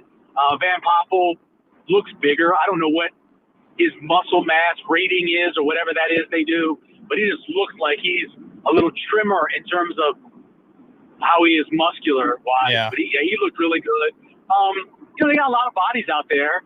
We didn't get a lot. We didn't see, offensive linemen against defensive linemen. So we didn't see that. We just basically saw them going against each other for the most part. We saw a couple of one-on-ones. It was running drills. Yeah. Where Claude and Puma, I think, by the way, offensive line-wise, I was getting ready to tweet that out. He's really impressive to me. I wouldn't be surprised if by next year he's one of your starting tackles. I know there's a lot of guys that are kind of, juniors going on to seniors, but I think every time I watch him, good knee bend, good strength, just a huge individual. I really like him. I think he's got potential. Well, adding context to that, and Puma only played 2 years of football in high school, and so he is incredibly raw. Yeah, and so he definitely has to get coached up a little bit. Let's go back. Tyson Terry, you see anything from him? Yeah, didn't see a ton of Tyson Terry. Looking, but again, you're bouncing around position to position, and you basically, whoever's in the drill, when you get to that spot, that's the one you watch. So I didn't get a chance to see a lot of Tyson Terry. Okay. I had to go back I saw a lot of videos, so I had to go back in the videos and see if maybe he was next to, somebody else. Yeah. But he's listed right now on here, at where they have at 200 and. Where was it? He's listed at 300 pounds. Wow. Yeah. So I got to go back and look and see. Pretty good. Because they're usually in threes. You get the three guys going. And so I got to check and see if maybe I got some video of him next to somebody else I was focused on. Yeah. You could have maybe like to have seen him get into a couple of games last year with Terry, but I guess the silver lining, if you will, for him rehabbing his injury was he was able to spend a lot of time in the weight room and put on that weight needed to go and play in the Big Ten. So that's pretty encouraging to hear. You catch up with catch in on any of the quarterback? Yeah, but that was all the way on the other side of the field. I watched it. They were throwing basically, it looked like red zone work. Okay. I could see, but again, way on the other side of the field. Saw a nice catch. I think it was Clark that got up and made a nice catch. And then who's 15 now, by the way? I don't even know who 15 is. Well, 15 on the defensive side is Anthony Jones. No, Keelan Smith. Keelan Smith. Keelan Smith had a nice catch. Again, watching on the other side of the field, but had like a little fake inside corner route in the end zone and got a touchdown from what I saw. But I've always liked his break, running full speed, I think might be the best on the team. I thought that last year when we had a chance to watch him in that open practice they did in the stadium. Whenever I watch him, he comes out of his break so smoothly. And so I know they brought in other people. I hope it wasn't at the detriment of Cortez Mills and Keelan Smith. I think those young guys both are coming along, and I hope they get a chance to play and have a chance to win the job. Bringing Gilmer in, it's nice. He's a veteran, but I hope those young guys don't get buried. Plenty of new coaches out there. Did you take away any from any of them? Corey Brown, Roy Manning, Tyler Yelk, any of those guys stand out to you? Well, my favorite coach to watch is watching running back drills. I just think EJ is really it's fun to watch. He's a technician. He will make those guys redo any part of the drill. So it's a 3-part drill, right? You got to go through the gauntlet. They slide the bags. You got to go over the bag, and then you get the stiff arm, right? 3 parts. And if the guys messed up any of those parts, he made them redo them. And there were very few perfect drills, going through there. And so a lot of the guys had to either re-go through going over the bag. Both feet came off the ground. He doesn't want that because that means you're going to get knocked down. Didn't give a good stiff arm. Maybe had the ball in the wrong place where he was worried about it getting stripped, making him do it. So I enjoy watching him. I watched Jeep Wade a lot when we first got there because the offensive line was the first group I watched. Him and Manning together. Just really good watching those two guys work. Who else? So Orich was running most of the linebacker drills. Watching him, and then you had Dvorak behind him, but mainly the drills were being run by Orich. And I say this every time I watch them practice, or we see them in any contacts. They haven't had a guy look like Stoudemire. I'm not Stoudemire. They haven't a guy look like Chambliss. In a long time. Just tight. His build overall, he just looks like a Big Ten linebacker. Fits perfectly into it. And so excited about watching him play. Dexter Foster was out there, obviously. D9, much better shape this year, I think, than he was last year. He's bigger? Do you think he's bigger? Is he thicker? What do you mean by that? Lighter. I thought he was a little chubby last year. I think part of that was because he had some injuries. Okay. And that obviously is a good reason not to be able to do all the work you want to be able to do. So I think that was the reason why. But you look at him, he looks slimmer. See him running around. Wasn't a ton of running sideline to sideline, actually, but just doing the drills. I think he looks better. But I think a big reason of it is he's in this competition. He knows that James is probably the starter, and then it's him or Dexter Foster. So he's got to really commit to being the best he can possibly be. So I think that's going to be an interesting battle, but I think it's going to be Dexter Foster based off of what I've seen by the way they line up. But yeah, that's the linebacker spot is much improved compared to last year, in my opinion, just by having those two guys with their experience, with their length, with their size overall. I think that's definitely an improvement. I always found it interesting when I would go to those open practices, like Rule would, be pretty visible. You would see him like very much interacting with guys when they're warming up. There was one time where he was kind of like holding court, right? And like talking to different reporters during the open practice. Where was he today? And did you take away anything from his attitude, his mood, what he was doing, just anything you saw from the head coach? Really, I did not see Rule until near the end. He was walking across the field talking. They had referees out there, so he was talking to the ump. Okay. And he was walking across the field talking to him. That's all I saw. I usually don't look for him much, but I didn't. That's all I saw. I didn't see much of him at all. All right, just kind of putting a bow on it. What would you say is your biggest takeaway? We had you kind of go position by position and break down things you like, but your biggest takeaway? I think the two things is I think that battle for the number one running spot between Mosey and Nelson is tight. I thought Mosey was taking number one reps today. Doesn't mean that's every day, but both those guys were really working hard to look good. Rule looks bigger as the third running back. I had a chance to see Tyke Hayes, small lower body. I think all 200 whatever pounds of that is that giant head of his and his upper body. And then, and that's not an insult. The dude's got offensive lineman head. Nothing wrong with that. Bigger brain too. So that's kind of the four guys there. And the other takeaway I thought probably was the depth of the offensive line. I think between guys like Grant Bricks and a few of those other guys, Pyle, for example. Obviously, you got Kanak, who you know, and Gunnar Katula. I think that they're about a good 9-10 deep. So if there is an injury, hopefully, knock on wood, there's not. I think they do have a number two that can come in there. So I think the depth of the offensive line and the competition at the running back position probably stood out the most for me today in the short amount of time we had to watch. News came out of the NFL while probably you were in the car, so I might be breaking this to you. Despite reports, the Vikings have gone ahead and named Kyler Murray their starting quarterback. J.J. McCarthy, according to all reporters, looked like he was playing the best at the position, but the Vikings have officially named Murray as their starting quarterback. Do you have any reaction to that? I say this every time. Miles, my son, is 5'9.5", and he's taller than Kyler Murray. Fair enough. I like Kyler Murray. I think he can make plays. I don't think he can survive a 17-game season. I think he's going to give you games where, because of the pressure up the middle from the defense, he's going to have to get outside and do a lot more scrambling. And you want him running if you can. You don't want him to be able to throw touchdown passes. And so I personally don't believe this is a guy who's going to make the Minnesota Vikings what they could be if they had a really good quarterback.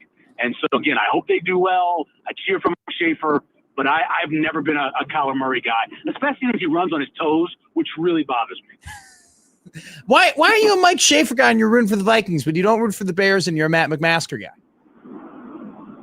That's insulting. So I've never had anything against the Vikings. The Vikings are one of those teams that, like the Saints, where they just never could get over the top. And so many times they got to NFC Championship games and they couldn't get back to the Super Bowl after all those years in the 70s. And so I've always kind of felt a kindred spirit with the Vikings fans because of that. And I loved Tommy Kramer growing up, and I was a Ahmad Rashad fan. One of my favorite players as a kid was Chuck Foreman. So I've always kind of liked the Vikings. I like purple. I mean, what can I say? There's nothing about the city of Chicago I like. I just don't like the city. I know. I like you. You're fine, but I just hate the city. I appreciate you. Hey, real quick, you're a partner from one of the, if not the best show that this radio station has had, Severe and Kugler, or in Sportsmanlike Conduct with Michael Severe and Kevin Kugler. Kevin Kugler getting inducted to the Nebraska Broadcasting Association Hall of Fame. I want to ask you, do you have a definitive favorite moment from working with Kevin here at 1620 The Zone? Oh my dude, now we worked together, 10 years? Yeah. I know it's a tough question. It's always the best memory will always be arriving at DJ's dugout after the Oklahoma State game, after Peterson was fired, and walking into that place, and it was just packed. There were people everywhere. Jed was holding a gravestone that had Peterson's name on it and the dates. There were just people everywhere. They were cheering for us coming in. They had just gotten killed by Oklahoma State in the game that was to honor the 1997 championship team. But we walked in and people were so excited because Peterson had been fired. I'll never forget that moment. I remember looking at Kevin because we had decided to go on early that day and looking at him and thinking, this is nuts. They're having the worst season in forever, and we're having probably the best content for a show that we could possibly have. So I will always remember that. Kevin's an amazing worker. Kevin's an amazing talent. The reason why he's where he is because how hard he works. I wish I could be there tonight. My son's having an event tonight for band, but I wish I could be there to support Kevin. But he's an amazing dude, and it's an honor that's well deserved. Well, it's only a matter of time before both parts of unsportsmanlike conduct from that era of 1620 The Zone end up in the Nebraska Broadcasters Hall of Fame. So There's no way in the world. There's no way in the world anybody's putting me in any Hall of Fame. I don't know. I see the nomination form right here. It's due January 11th, 2027. We could move some. We could politic. Don't do that. No. Okay. Thank you very much. No, thank you. You're very welcome. Hey, right. did I do well with the quick questions? That was good. I like that. The shorter the question, the better. I'm telling you, that's the way to make the life grand for both your listener and the person being asked the question. Tanks, but no tanks. But I'll always do it with you, and I appreciate your guidance. I will talk to you soon, Thank my you friend. very much. Talk to you later, buddy. See you, Severe. Michael Severe, the executive director of the Jet Award Foundation, as Kevin Kugler gets inducted to the Nebraska Broadcasters Association Hall of Fame tonight. Congratulations to Kevin. Round of applause. Him and Michael made an incredible legacy doing unsportsmanlike conduct together that we're always chasing here at 1620 The Zone. And obviously what Michael said about Kevin being such a hard worker and always, just from my perspective, I've gotten to meet Kevin a couple of times, always been super gracious to me and super nice to me. But a guy who I always respected the broadcasters who, and you can talk about this, Jake Janicek, like at the co-JMC, who would give their time to students to talk to them, to do interviews with them, to allow them to write stories about them for assignments. And Kevin was a guy that in basically every class I was ever in, someone always was doing a feature on Kevin, always writing a story about Kevin, always did some sort of interview with Kevin.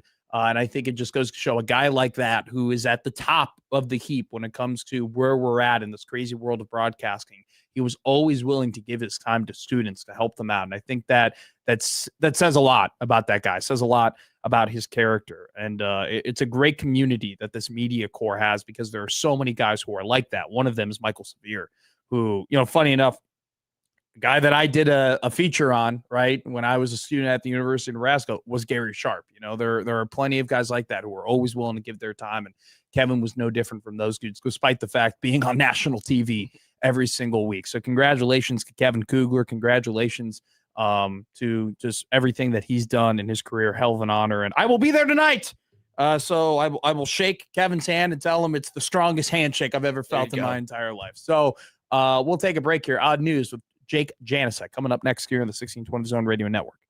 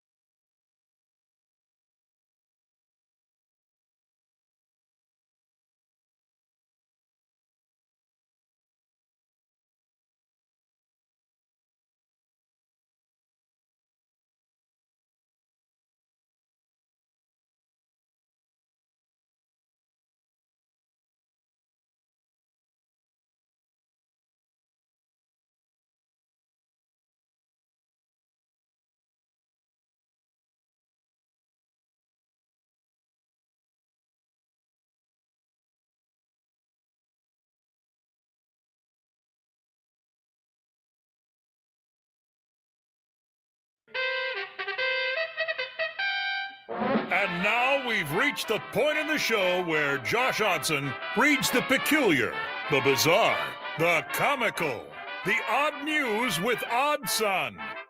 Odd news, Odd Son. See what we did there? The odd news with Oddson. All right, Janie, what you got? So parkour may usually be images of teenagers swinging between buildings in urban areas, but a coach in Singapore is using the techniques to teach better balance to the elderly, drawing millions of social media views. Whoa, wait, Yeah. parkour for old people? Yeah, parkour for old people. Hell yeah. Is there any videos of this? Yes, there is some videos of it. Is parkour still hot? Or like, do you find Instagram accounts that are still doing parkour? Are there parents out there who their children are like, hey mom, hey dad, I'm a parkour guy. No. Like I want pads or I want this or I need shoes. Have you seen that recently? Not really too much, but I mean, I feel like parkour has gone to the wayside. Also, too, I do feel like society was better when we had more skateboarders. I actually do think we kind of like, I don't know where they're going, but we need more skateboard kids. Like you just need a couple more just guys who are like chill, don't really care. You know, they're kind of living life at a younger age. They kind of just let things roll off of them. They're skating their board everywhere. They're like kind of mysterious, but they're actually have like a deep, profound understanding of their own feelings. At least those were the skateboarders I knew growing up. And growing up, I actually did know a couple of skateboarders. I feel like we need more skateboard kids. I also do think we need more like rock band kids too. We need more kids who play in bands, and we need more kids who skateboard. And unfortunately, we have subbed that out. I don't really care where those kids have gone specifically. Like I have no problem. A lot of them probably are now a skateboard kid then probably is like a video game kid now, right? Is probably what I would have to guess. But I don't care we have more video game kids. I would just like more skateboard kids. J-Man goes, parkour was the best opening of all episodes of The Office when Andy jumps in the box, all-time classic. Yeah. The best cold open of The Office. Probably Fire Safety. That was a good one. Fire Safety is probably the best. The one where Michael hits Meredith with his car.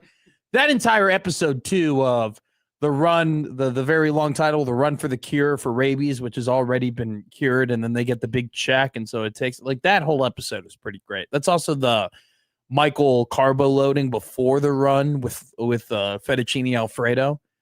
I think Fire Safety, though, would probably have to be number one cold open. No, that's a good one. Forgetting. No, I think I'm pretty good with that. The parkour cold open. Yeah. Pretty great. All right, what else you got? What else you got? So a Texas family's pet goose is being hailed as a hero for alerting the sleeping family to a fire that erupted in their barn. Fort Bend County resident Bert Gerber said he was asleep in front of his TV last week when he was roused by the honking of the family's pet goose, Goosey.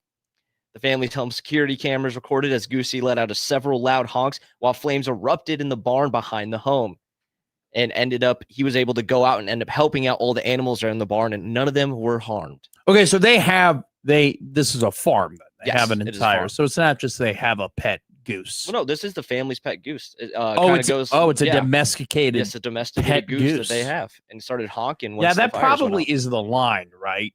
In terms of domesticated pets that aren't completely weird. Like I feel like anytime you have like a pet tiger or a pet monkey, you know, that's a line that is crossed there where it's like you probably shouldn't have that pet. I feel like goose and duck is like the final evolution of like a pet you should be allowed to have / domesticate, and it isn't a problem. Yeah. Did you see that video on Twitter?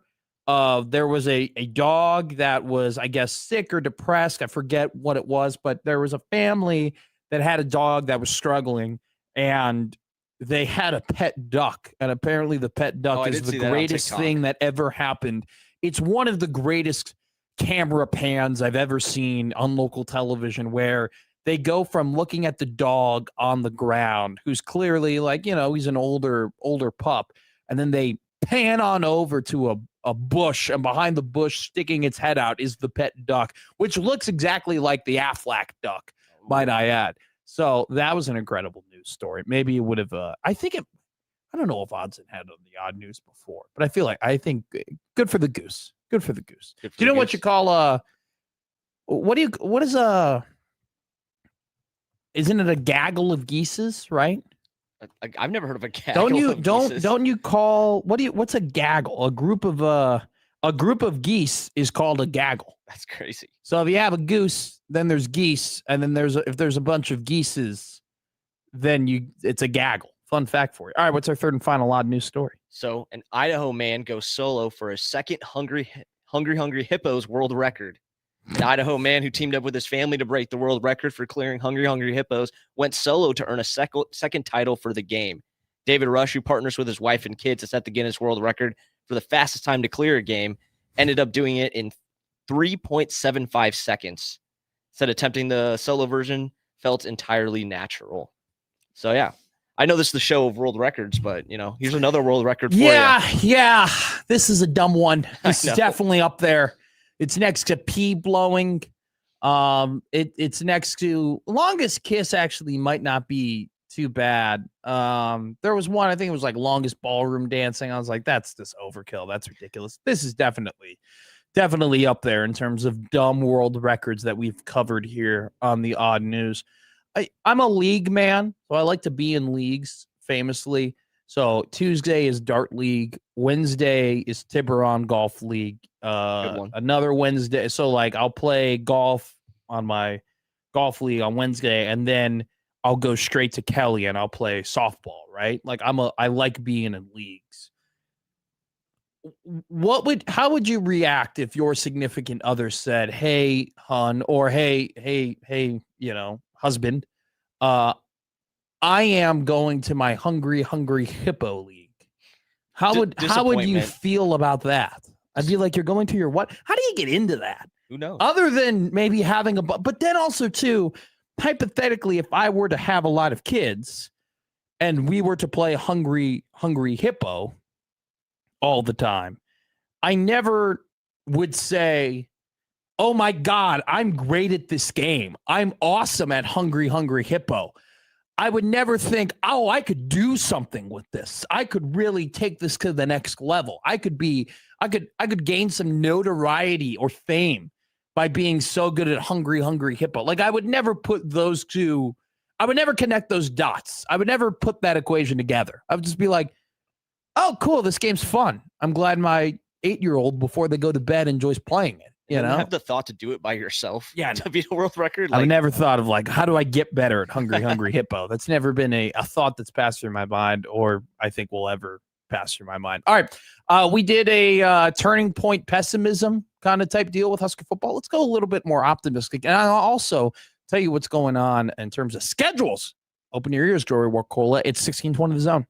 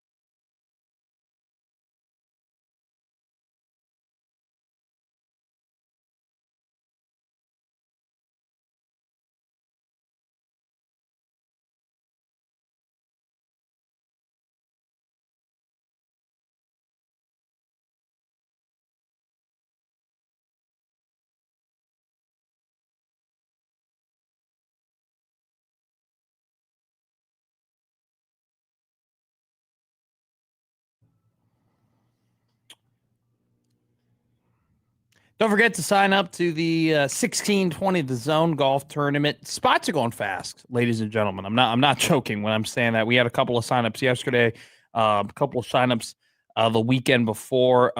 It is going to be an absolutely incredible event. August 21st, Friday, Miracle Hill Golf Course. I want to read you here because, look, obviously – it's $400 for a foursome. It's $100 per person, okay? But on top of that, right, $100 per person gets you the standard stuff. It gets you your 18 holes of golf. It gets you food. It gets you drinks. It gets you VIP access to our after party at the Phoenix. You're going to get an opportunity to go ahead and win prizes, right? Win $10,000 if you hit a hole-in-one. On any of the par threes. You're going to get $10,000 from Langfeld overhead doors. But I want to read you every hole at our tournament at the August 21st Miracle Hill 1620 The Zone Golf Tournament presented by Cutwater and T-Box is going to, every hole will have a prize. So here are some of the prizes you can win on every hole. All right. On every hole, here's an individual prize you can potentially win: a pair of Burt Kreischer tickets, a pair of Creighton basketball tickets, Storm Chasers tickets, an IBEW gift basket designed for custom cornhole board, early bird, two $100 gift cards to Early Bird, a $100 gift card to Story's Coffee, a $100 gift card to La Peep, a Cutwater golf bag. So you can get all these different prizes. And I didn't even mention a few. And if your team gets first place in the first flight, you're all going to get a $100 Visa gift card. If your team is second place in the first flight, you get $75 Visa gift cards. If you're third place in the first flight, you get $50 Visa gift cards. And then you get a first, second, and third place all for the second flight. So you could go ahead, you dominate, right? You play well, you can get your buy-in back and walk away with a couple of tickets and even more $100 gift cards. This is an ultimate bang for your buck. The 1620 Zone Golf Tournament spots are going quickly. $400 for a foursome. But like I said, it is a bang for your buck. So sign up now at 1620thezone.com. We'll go ahead here to the Liquid Trucking Zone Twitter feed. It was released this morning. The NBA schedule. We've gotten some info on what the opening games are going to be. But more importantly, we have been told the Christmas games for the NBA, which means that we have our full NFL/NBA Christmas schedule. Let me read this to you. This is incredible. We'll go Eastern time. These are all Eastern times. I know we're in Central time, so just move 1 hour back. Bear with me, everybody. Spurs at Knicks, 12 o'clock Eastern. Packers at Bears, 1 o'clock Eastern. Heat at Celtics, 2:30 Eastern time. At 4:30 Eastern time, you'll have Bills at Broncos. 5 Eastern, 76ers at Lakers. 8 Eastern, Thunder at T-Wolves. Yeah. 8:15 Eastern on Fox, Rams at Seahawks. And to cap it off, Nuggets at Warriors, 10:30 Eastern Standard Time. The two early football games between the Packers at the Bears and the Bills at the Broncos, that will be on Netflix. Rams at Seahawks will be at Fox. And then all of the NBA games will be on ABC and ESPN. You'll have only one slate of NBA games that will be competing against each other, probably at the same time, which is the 76ers at Lakers. That might overlap. But these matchups are great. Spurs at Knicks, obviously the NBA Finals rematch. You got Heat at Celtics. That is the kind of the Giannis Antetokounmpo sweepstakes final two between the Heat and the Celtics. I mean, the Heat getting Giannis really kind of blew up the Celtics because they were forced to trade away Jaylen Brown because of the fact that JB could even get traded, that he was on the table to get traded for Giannis, made him no longer want to be a Celtic. 76ers at Lakers, obviously LeBron's return to LA after, 7 or 8 seasons there, won an NBA title, obviously, in the COVID bubble championship. Then you get Thunders at T-Wolves. Not too much backstory there between the Thunder and the T-Wolves, other than you just got to get Anthony Edwards on a Christmas Day game because that guy's an absolute superstar. And then you got Nuggets at Warriors, which is just a classic game between two of the best teams in the Western Conference. And then obviously you look at the football slate. I mean, that's the thing that's definitely been a shift this season for the NFL. they used to have the slate make the game. You didn't always get, well, first off, they never really had football on Christmas until a couple of years ago. But mainly for like Thanksgiving didn't have like the top games versus the top teams because they knew that the slate made the game. They knew that having a game on Thanksgiving, people wanted to watch football on Thanksgiving.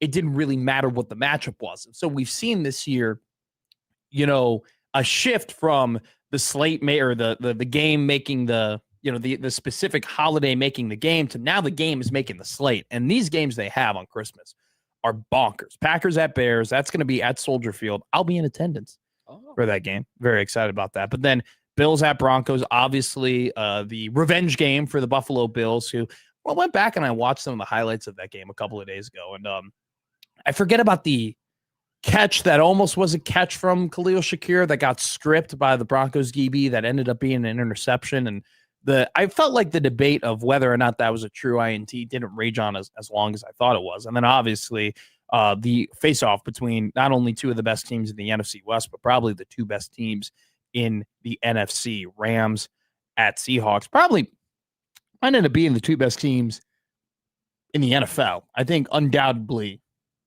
Rams are number one for me. I respect the Super Bowl champion, but Rams are number one for me. And then Bill Simmons called the Seattle Seahawks. He has a very unique way of doing things. He called them what he thought was the most talented team in the NFL.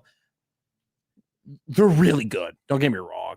I think they've lost so much, though, with Tariq Woolen, with Kobe Bryant. Like, it's going to be pretty difficult for them to patch up some of those holes. And then, obviously, like, Clint Kubiak was awesome for that offense. I didn't even mention Kenneth Walker, by the way, who's a Super Bowl MVP, no longer on the Seattle Seahawks. Like, they lost some very key players from that Super Bowl run, and they lost their key coordinator in Clint Kubiak, who is now the head coach of the Las Vegas Raiders.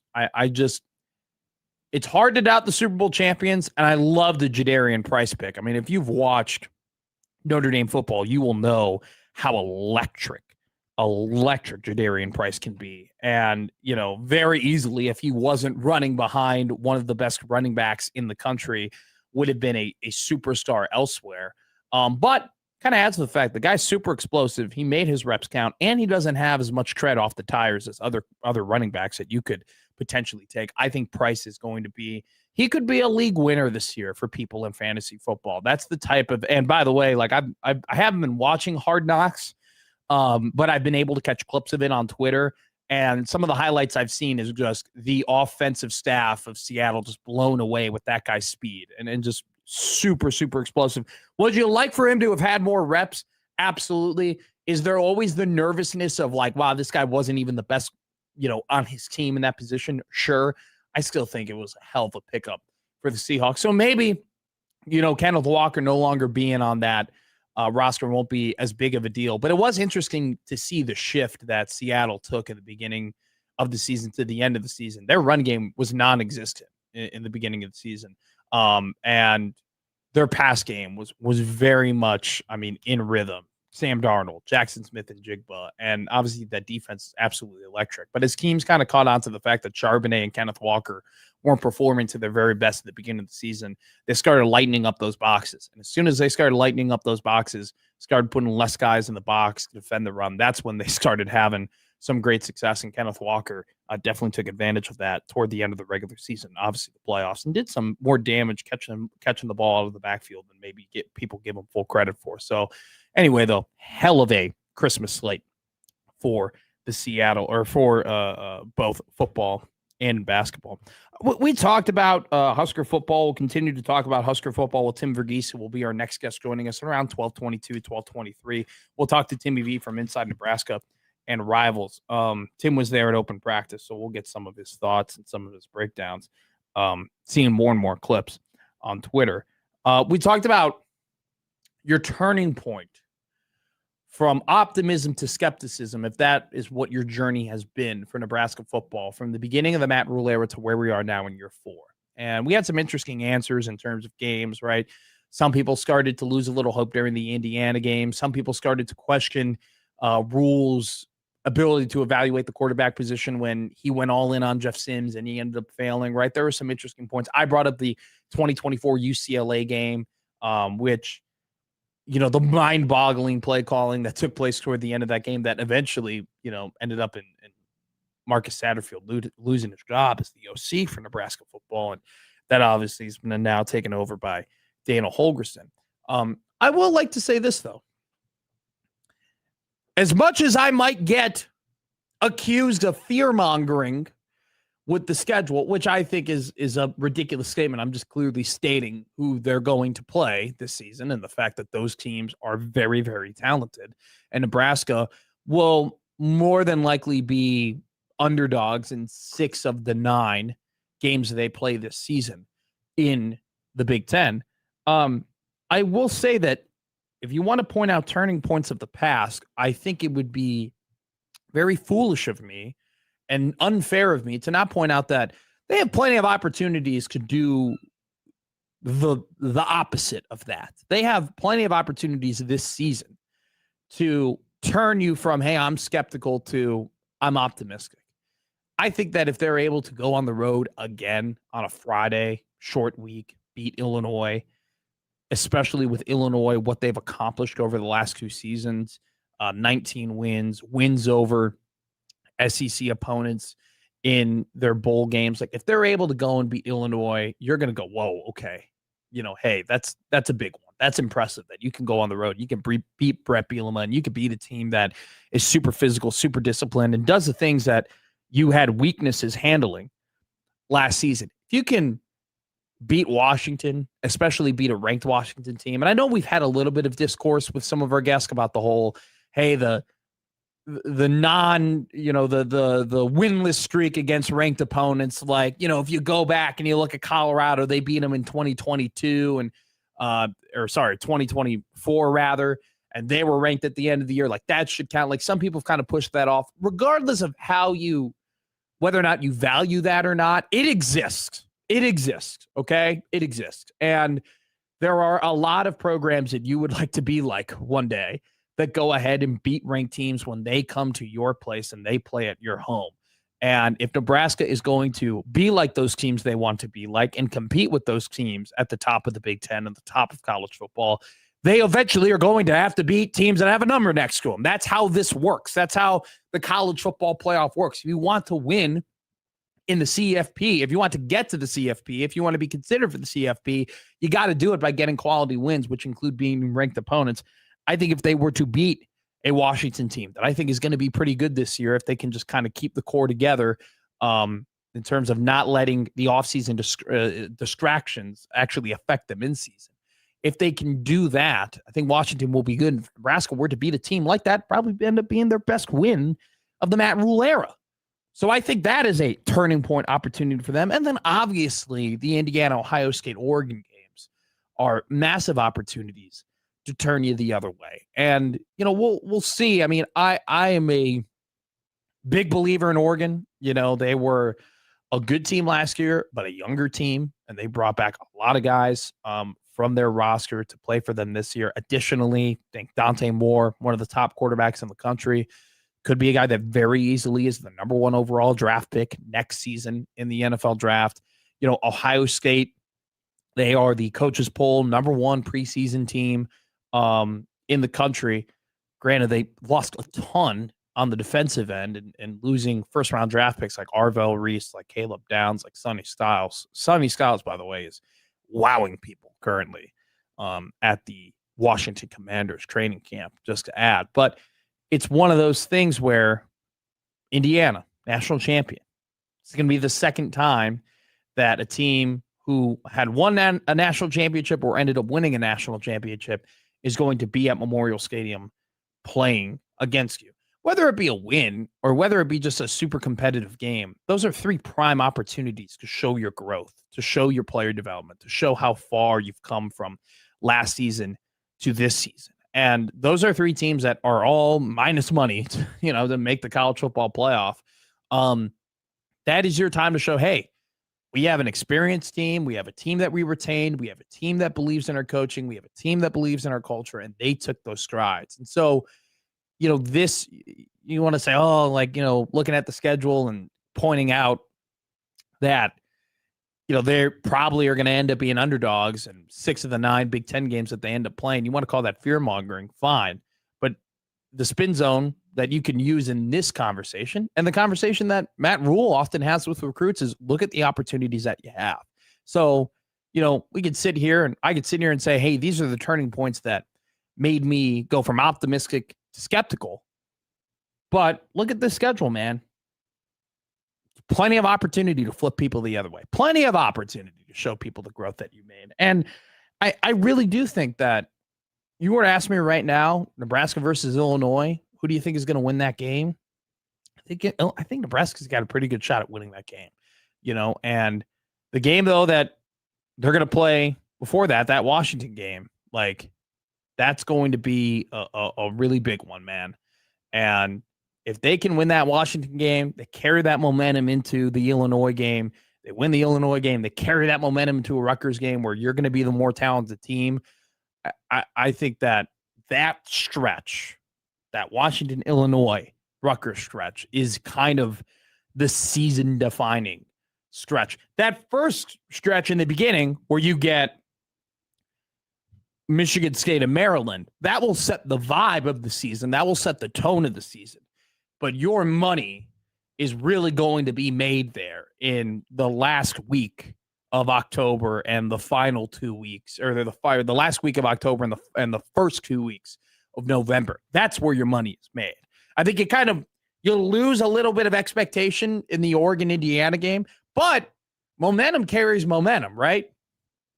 You win those first 2 games against Maryland and Michigan State, you carry that momentum into those 2 games against prime college football opponents in Indiana and Oregon, and then you follow that up that if you're competitive, right, and not even if you win those games, if you're just competitive in those games and you prove to yourself and you prove to everybody else that you can compete against the best teams in the country, what is that going to do when you invite Washington into Memorial Stadium, right? Like, the schedule is kind of pieced out in a way where you can build on performance. You can build yourself up to once you get to that Ohio State and Iowa stretch where you're like, all right, hey, we're feeling really good. You get your feet wet and 2 of the bottom opponents that you'll play this year in Michigan State and Maryland. If you win those games, you carry that momentum into, you don't even have to win versus Indiana and Oregon to have confidence heading out of there, right? You can just be super competitive in those games. And you could say, hey, yeah, we didn't win, but man, we're farther along and we're a pretty good team and we could have won those games. What do you do when you carry that momentum into, if Nebraska is 5-2 after, or 6-1, or we're very close to winning the Indiana and Oregon games, you don't think that Halloween night might be a night game? Hopefully it's a night game. You don't think that Halloween game versus a ranked Washington team will be a massive game, will be a benchmark game in the history of Matt Rule at Nebraska? It most certainly will if those things were to occur. You can build on results on the schedule. I think that's an underrated part of the schedule. So, all right. You know who's not underrated? Tim Verghese. He's an incredible writer for Inside Nebraska and Rivals. He was at the open practice for Nebraska football today. Got some 1v1s between defensive linemen and offensive linemen. We got some in-depth look at running back drills. We got some really great shots of Rob Orich hands-on coaching up the linebackers. We got a lot of things to look at on Twitter from the great media core that is Nebraska football. So we'll talk about all of that with somebody who was there. Tim Verghese of Inside Nebraska Rivals joins us next here on the 1620 of the Zone Radio Network.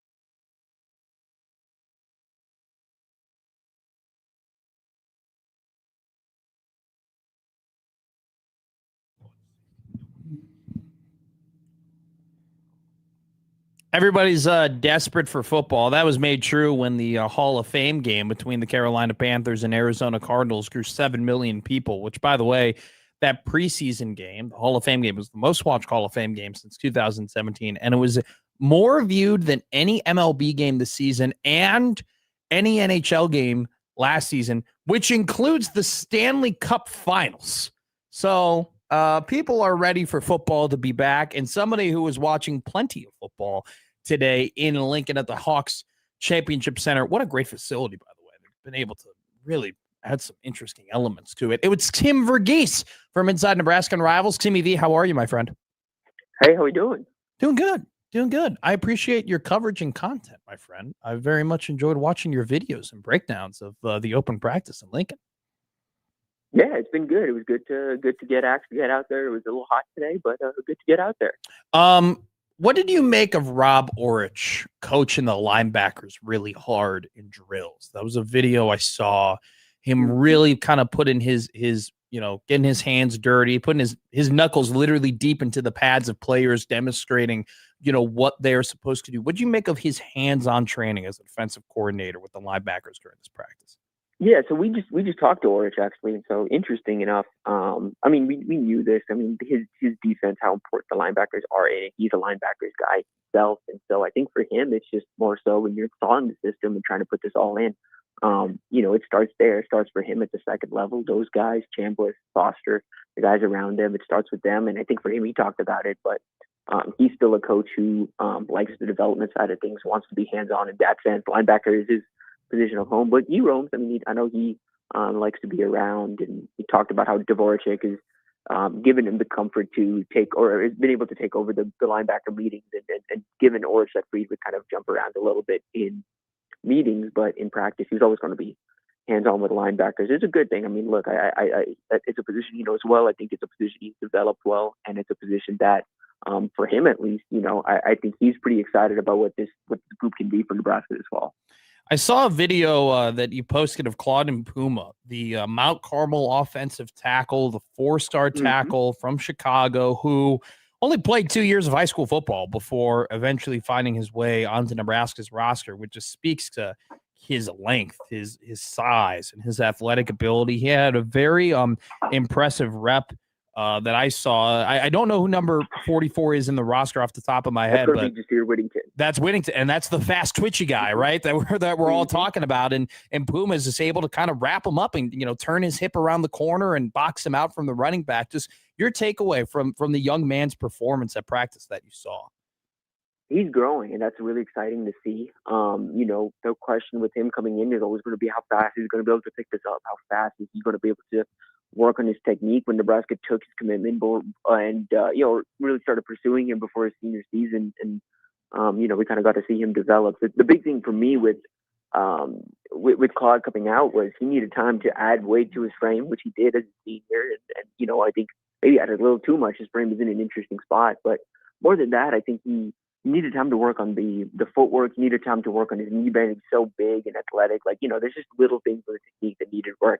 We saw good strides in spring, and he looks a lot more comfortable now. I mean, just his footwork, the bend he's getting, all of that looks a lot better. It looks like he's a lot more comfortable, which is exciting. And I think for him, he's ahead of schedule. But I would note with him, he's so young.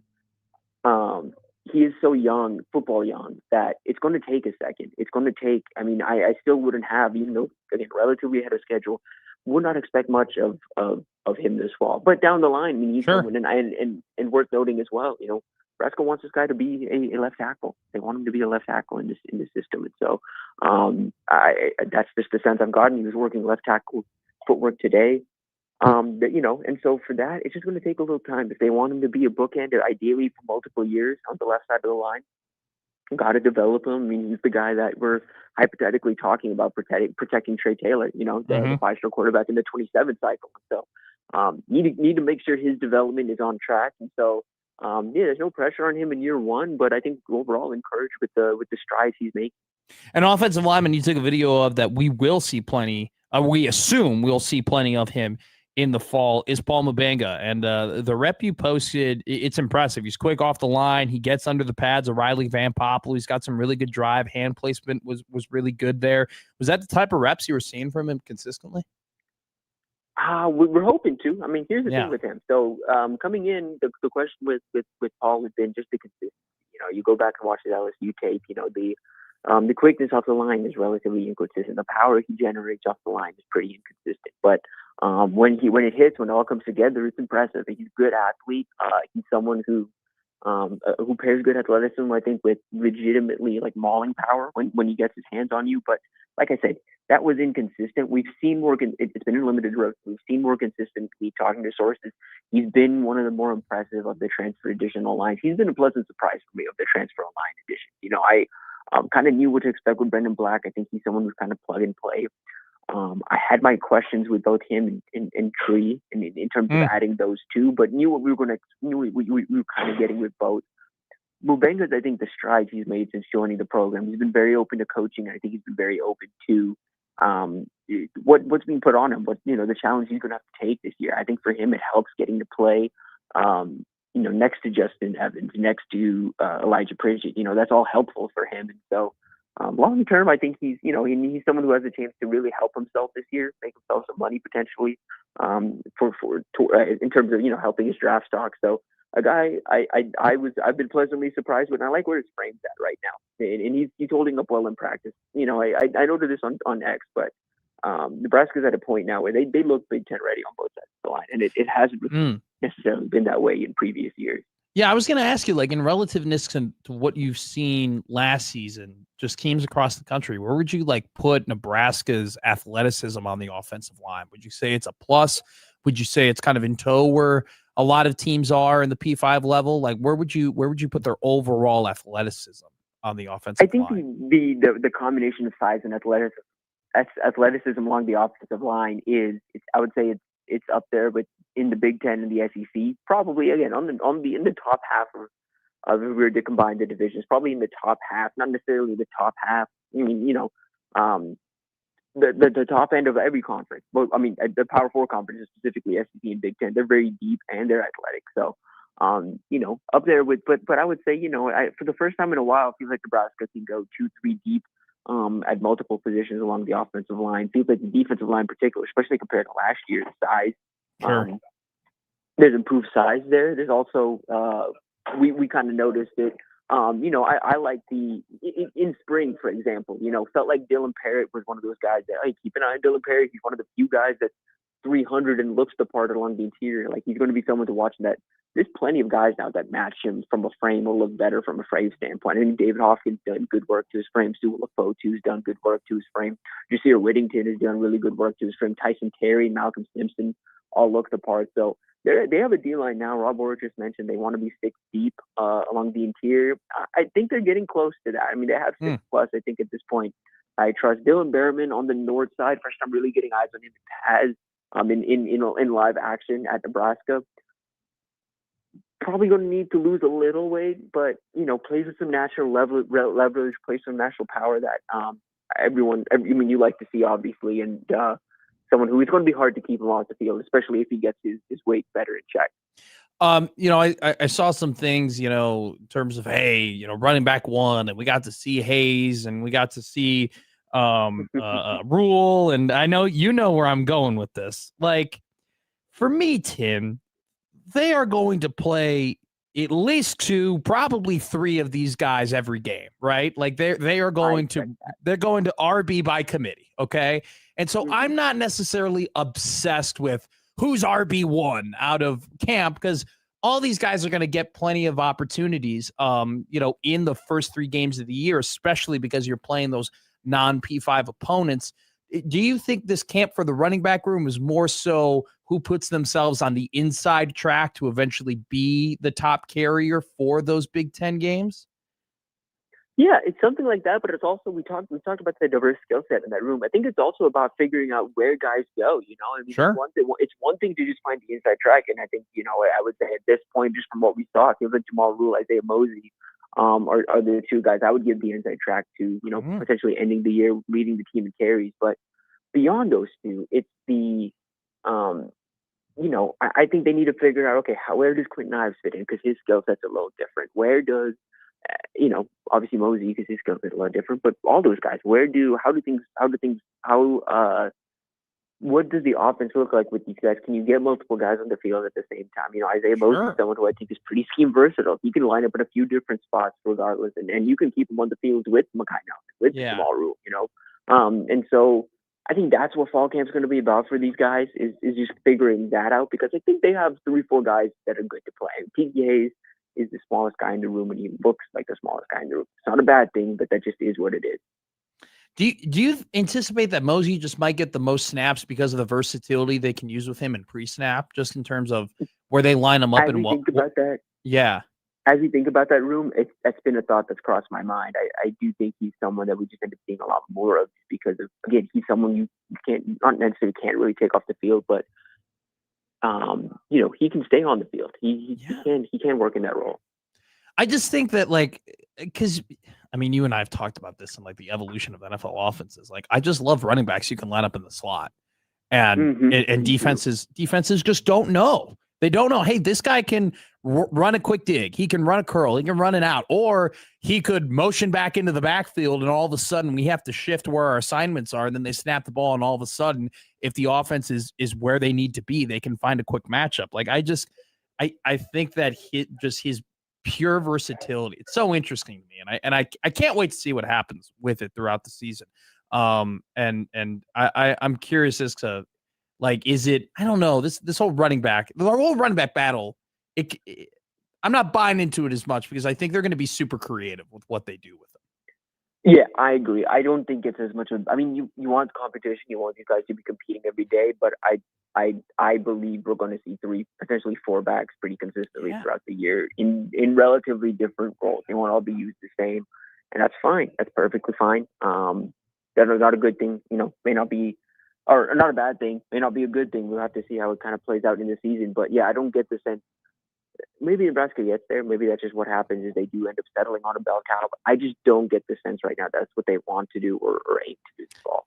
Hey, I loved your article about 3 guys, 3 under the radar dudes to pay attention to for training camp. And I think the 3 you picked, man, Tyson Terry, along with Donovan Jones, and then your third guy who I'm going to mention here, I'll ask you about, Cortez Mills. Those are 3 guys that 2 of them I love. I love 37 last year. I love what D Jones could potentially do. I've heard plenty of Tyson Terry, and the snaps we saw from Cortez Mills when given the opportunity to run routes and be the first and second read, I was really impressed by him. You call him under the radar. There are guys there who think he could be an NFL type wide receiver in the future. Is there any part of you that's worried that maybe his snaps could be a little limited this year because he's got to fight through a crowded wide receiver room? Yeah, it's not just the receiver room. You have a tight end room that's pretty versatile. You have a room there, Carter Nelson, Luke Sorensen, Luke Lindemeyer, they want to take snaps away from guys in the spot. Jared Bonner is back in the mix at receiver. We've talked about Isaiah Mosey and kind of what he brings as a pass catcher. So there's guys in the room and around the room that I think are going to make it tough for this receiver room to see the field pretty good. Nebraska feels pretty good about the depth they have in the room. I think they're legit deep. That top 3, and honestly, I think we need to get away from talking about it as a top 3. We need to start talking about it as a top 4. I think I'm ready to put Quinn Clark in that top 4.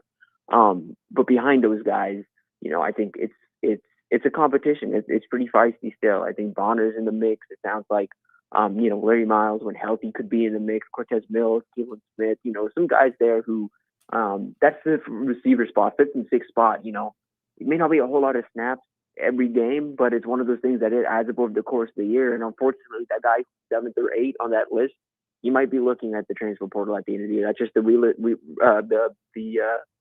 where things are at. That's where the sport is, and Nebraska needs to manage that. They want to keep Cortez Mills around. They want to keep Quinn Clark around. They want to keep a lot of these young guys in this receiver room around. It won't be easy necessarily. Nebraska recently made addition to their staff, Damon Benning being the director of player development. You had a great tweet about your conversations with Damon, with DB on his show, and how, the clips I would see from your guys' interview, you guys would really go beneath the surface, man. You had some very high level talks about recruiting and, different types of areas and what type of positions they produce and all that type of stuff. And you talked about how he challenged you so much in your conversations with him. I mean, just how big of a plus, in your opinion, is this addition in that role as DB to this football staff? Yeah, like I said, for me personally, he's challenged me, and he does that to a lot of people.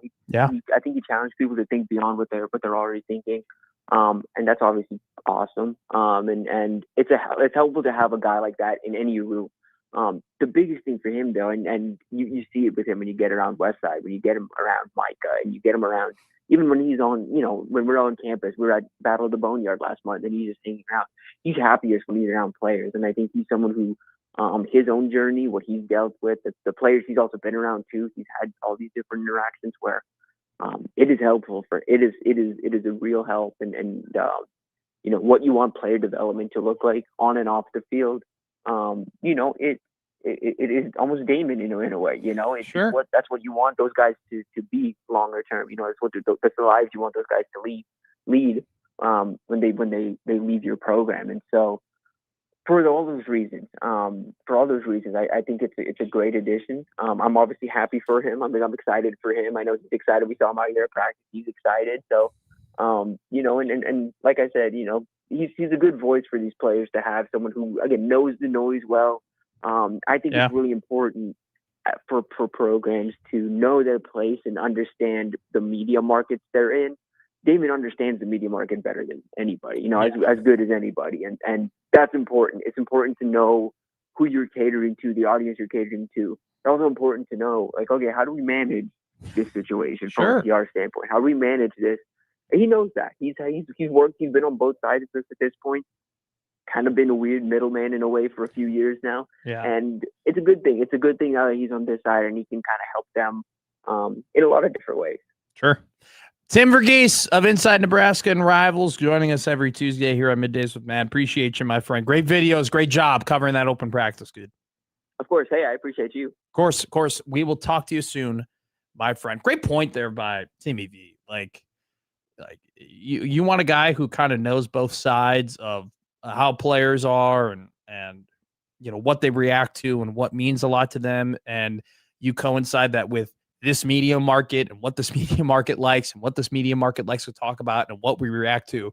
I don't think there's anybody who knows both sides of that better than Damon Benning, because he's been on both sides. He's been the player during the 90s where Nebraska's the hottest thing and everybody's talking about it. Everybody has opinions on it. And he's also been on the side where he's been here in a great time in this media market where we're talking about a lot of things. The interest is super high and we react to certain stuff. And so for him to kind of have those two bases of knowledge, and now he's able to give that to young men on the Nebraska football team, and where, that's a big transition that those football players go through.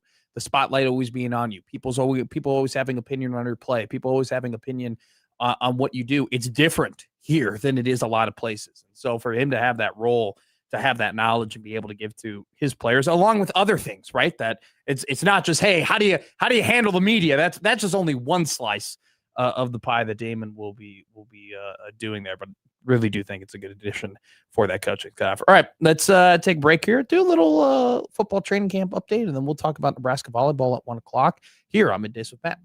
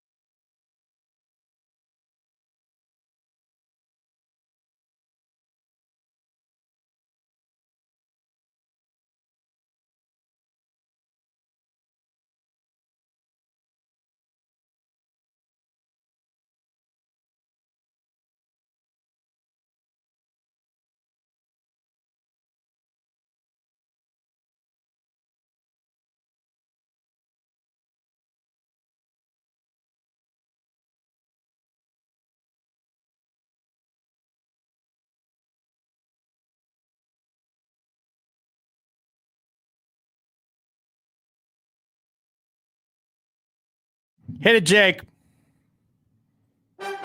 All right. Training camp updates here on Middays with Matt. Great job by Jake Janis. Janny, you had the idea. You're like, do your training camp update every day. Let's just put your favorite music behind it. So here we go. Let's give you some updates what's going on across the NFL. Today, the Minnesota Vikings have announced a starting quarterback for their season. No preseason games have been played, and we're like 4 weeks away. Seems a little premature, but anyway, Kyler Murray going to be starting for the Vikings. All reports have been coming out that 9 looks great. JJ looks great. McCarthy's winning the reps. Kyler's throwing interceptions. And the grand old plan always seemed like the Vikings wanted no interest in starting JJ McCarthy, that they brought in Kyler Murray to be the starter. Some people scoffed at the idea that it was an actual quarterback competition. Well, it doesn't seem like it was, because Kyler Murray, despite the fact that people believed he was losing reps, is now going to be the starting quarterback for the Minnesota Vikings. Buffalo Bills fans are pissed. They are very mad. They have their fan night at their brand new stadium. So the Bills built a new Highmark Stadium. It's a $2.1 billion project, right? Last year, they had their final game at their old stadium. It was super emotional, right? It was probably one of the best kind of lead outs to a game that we've seen. Well, it's been out on Twitter, and now it's a CBS Sport article that the sight lines for new Highmark Stadium do not look great. There are seats that have obstructive view that are literally on the 35-yard line. There are seats that are elevated on the 50-yard line that are blocked by railings that you have to look through glass in order to see players. The players on the field. So many different tweets coming in from fans that are just disappointed with obstructive view in the new Highmark Stadium. It'll be interesting to see if they make any sort of adjustments when it comes to whether or not people are how they're viewing that stadium. The Tampa Bay Buccaneers announced, despite the fact that Vita Vea, their stud defensive tackle, wants a new contract extension and hasn't gotten that contract extension yet, they have no want or attitude or just any. They're not going to trade him. Vita Vea wants out and wants a bigger contract. So far, Tampa Bay Buccaneers have only said, no, we're not giving you any of those things. So we'll see what happens when it comes to Vita Vea and the Tampa Bay Bucs. A lot of teams would love to have his services on the defensive line. Seattle Seahawks camp, the defending Super Bowl champions, they have a new offensive coordinator. His name is Brian Fleury, and according to Julian Love, the former Notre Dame cornerback, who was also a New York Giant, but did a very good job last year as a Seattle Seahawk, said that Brian Fleury is dialing it up. Apparently the Seattle Seahawks offense, where a lot of people were concerned with Clint Kubiak leaving and becoming the Las Vegas Raiders. I'm never going to get over that, by the way. The Las Vegas Raiders head coach. People were very concerned about how's this new offense going to look? How is Fleury going to take this over? Is he going to be the new whiz kid under Mike McDonald? All of the reports are saying that he has settled into his role as the OC at Seattle. We have another update that Kirk Cousins is standing out at Las Vegas Raiders practice. People have been very impressed with the veteran quarterback, the former Washington Commander, Minnesota Viking, Atlanta Falcon, and now Las Vegas Raider, despite the fact that he got into a massive scuffle with stud defensive end Max Crosby, who those are two guys that, first off, I wouldn't pick Crosby and Cousins to fight one another when it comes to who's probably most likely in the league to get into a fight at training camp. Yet they did. They went ahead and suspended both those guys for practice. They did not go to the next practice the next day. But despite that, Cousins has returned, and he's still playing really, really well. People have been very impressed with his play so far. It is expected that despite the fact that the Las Vegas Raiders used the #1 overall draft pick on Fernando Mendoza, the quarterback out of Indiana, that Cousins will begin the season as the gunslinger for Las Vegas. It also has been mentioned that the Vegas Raiders used a top pick last year on Ashton Genty, but had a terrible offensive line. They invested in it by getting Tyler Linderbaum, one of the best centers in the game. They expect Genty to be a much bigger part of their offense this season. The Chicago Bears released their depth chart today. no surprises, but interesting to see. They do have 2 number 1 tight ends listed on the roster, Cole Kmet and Colston Loveland. So no slot receiver listed on the Bears depth chart. 2 wide receivers, 2 tight ends, 5 offensive linemen, and a quarterback, Sam Roush, the second tight end. They used a second-round pick on him this season to go ahead and bolster that tight end room. So there's your training camp update here on Middays with Matt. Let's go ahead. Let's hit a break. Talk about Nebraska volleyball. Coming up next here on 1620 The Zone.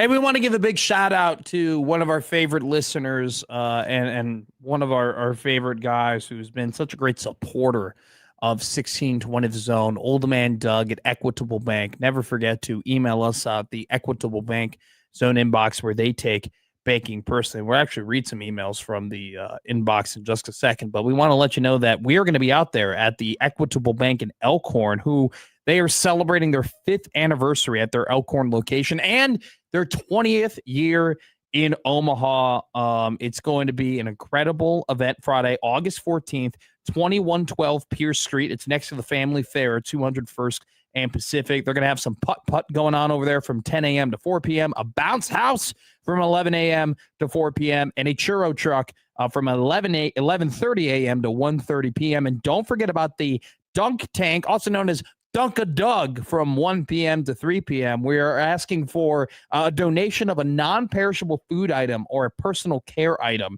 to be able to dunk Old Man Doug. The items will be donated back into the Elkhorn community, and Josh Peterson, our guy JP from Unsportsmanlike Conduct, will be there from 11 a.m. to 1 p.m. So step by and say hi to Josh and to Doug. Bring a non-perishable food item. Dunk Doug, but also help the Elkhorn community. Congratulations once again to Equitable Bank. They take banking personally. They always pick up on the first ring. They're celebrating their 5th anniversary in Elkhorn and 20th anniversary in Omaha.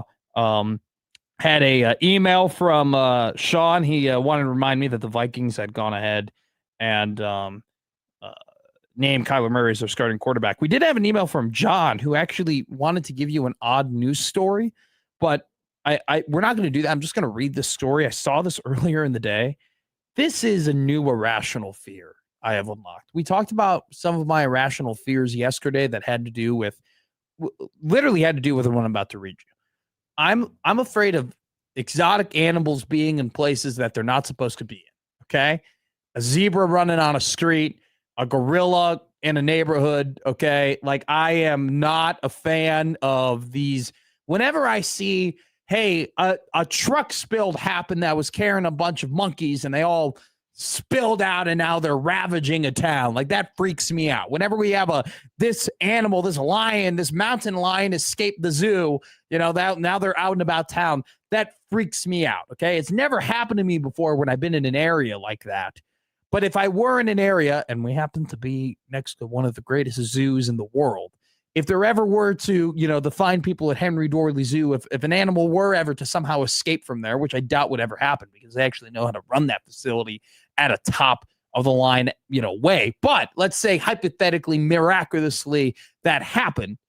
I don't think I'd leave my house. Okay. I don't think I would. I don't think I'd leave my apartment. I'd be nice and cozied up where I'm at. John sends us this article. Let me read you the headline. High school football player practices with venomous snake hiding inside helmet before coach's discovery. Thousands of high school football players across the country are taking the practice field preparing to kick off the 2026 season in the coming weeks. But one young man in Arkansas recently had a practice experience like any other. According to NBC KARK, there was a 2-foot long snake hiding underneath the helmet's padding. While there are plenty of other high school football coaches who would have immediately tossed the helmet to the woods or taken care of the snake themselves, athletic director Kirk Horton called on animal services. There is a picture of said cottonmouth snake inside this high school football player's helmet, in which, so this is what they say. This is Baumel High School in Arkansas. The team split into position groups during practice. A player noticed there was movement inside the helmet. Obviously, nothing is supposed to be moving inside a football helmet, but when he handed the helmet over to offensive coach, nobody could have predicted what was inside. Insanity. That's new irrational fear unlocked. I also, that's another irrational fear too. If you go down and sit on the John and there's like a snake in the toilet while you're going number 2, that's another irrational fear. Just animals being in places that they really should not end up being in. We can just comment that as Matt's irrational fears. So great story sent by John into the Equitable Bank Zone inbox. Don't forget, by the way, Friday, August 14th, by the Family Fair at 201st and Pacific, you can go and you can celebrate with Equitable Bank, 201-1212 Pierce Street, celebrating their 5th year in Elkhorn. Equitable Bank is. Kenneth goes, when was the last time you put your hockey helmet on? Critters like taking home in the dumps. Here's the thing. I did put my hockey helmet on for the first time in quite a while last weekend, and I was concerned. I was like, wow, my head has grown. I don't know how I feel about that. Like, I tried putting it on like I was in high school, same size, it just wouldn't fit. So I got to get a new helmet. The thing is, like, 9 years old at this point, and I'm playing hockey against these high schoolers at Millard South, and I trust them, but I am a little afraid when I'm doing these drills I might take one in the dome. So I got to be a little bit careful. What's the helmet going for nowadays? Oh my God, great question, Jake Janicek. I don't know. I will tell you this: there's a Flow Hockey over in Ralston by Dumpling Empire, by the Warhorse Casino, and so I went to eat at the Dumpling Empire, had a good meal, and I was walking back to my car, and I saw the hockey shop there, and I was like, you know what? Let me go back. I think it's either Flow Hockey or Pure Hockey, I forget. But I walked into the hockey shop, and I was just like curious. I was like, I want to see what these prices are. And man, when I tell you, you have to take out a home loan if you want your kid to start hockey, it is ridiculous. I mean, it is like I literally looked, and I still have my pads from high school, and I'm lucky enough where I still fit in all of them. Maybe they were a little bit too big for me back in the day because I'm much bigger now, but they still are all good. But you know, like, I'm looking at it, I'm like, dude, if I was getting my kid into hockey, if I was getting skates, shin pads, shoulder pads, elbow pads, a new stick, a helmet, like a bag, tape, blades, sharpened, skate covers, like if I was getting the whole shebang for them, and if I was getting them the like cheapest material too, like I'm in this nice hockey shop, but like I was going on the low end for most of this stuff. Never go on the low end for a helmet, by the way. For all you, I think all the hockey parents out there know that. But like, buy the most expensive helmet. You want to protect your noggin.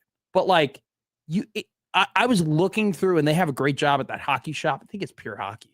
They give you all the different, like, what everything costs. I'm like, this is my rent. I'd be paying a month's rent if I was getting my son or my daughter into hockey. It is ridiculous how much it costs. I was looking at a stick, and I was going through. I'm very particular. So I was grabbing sticks, and I was like, I wouldn't use this one. I wouldn't buy that one.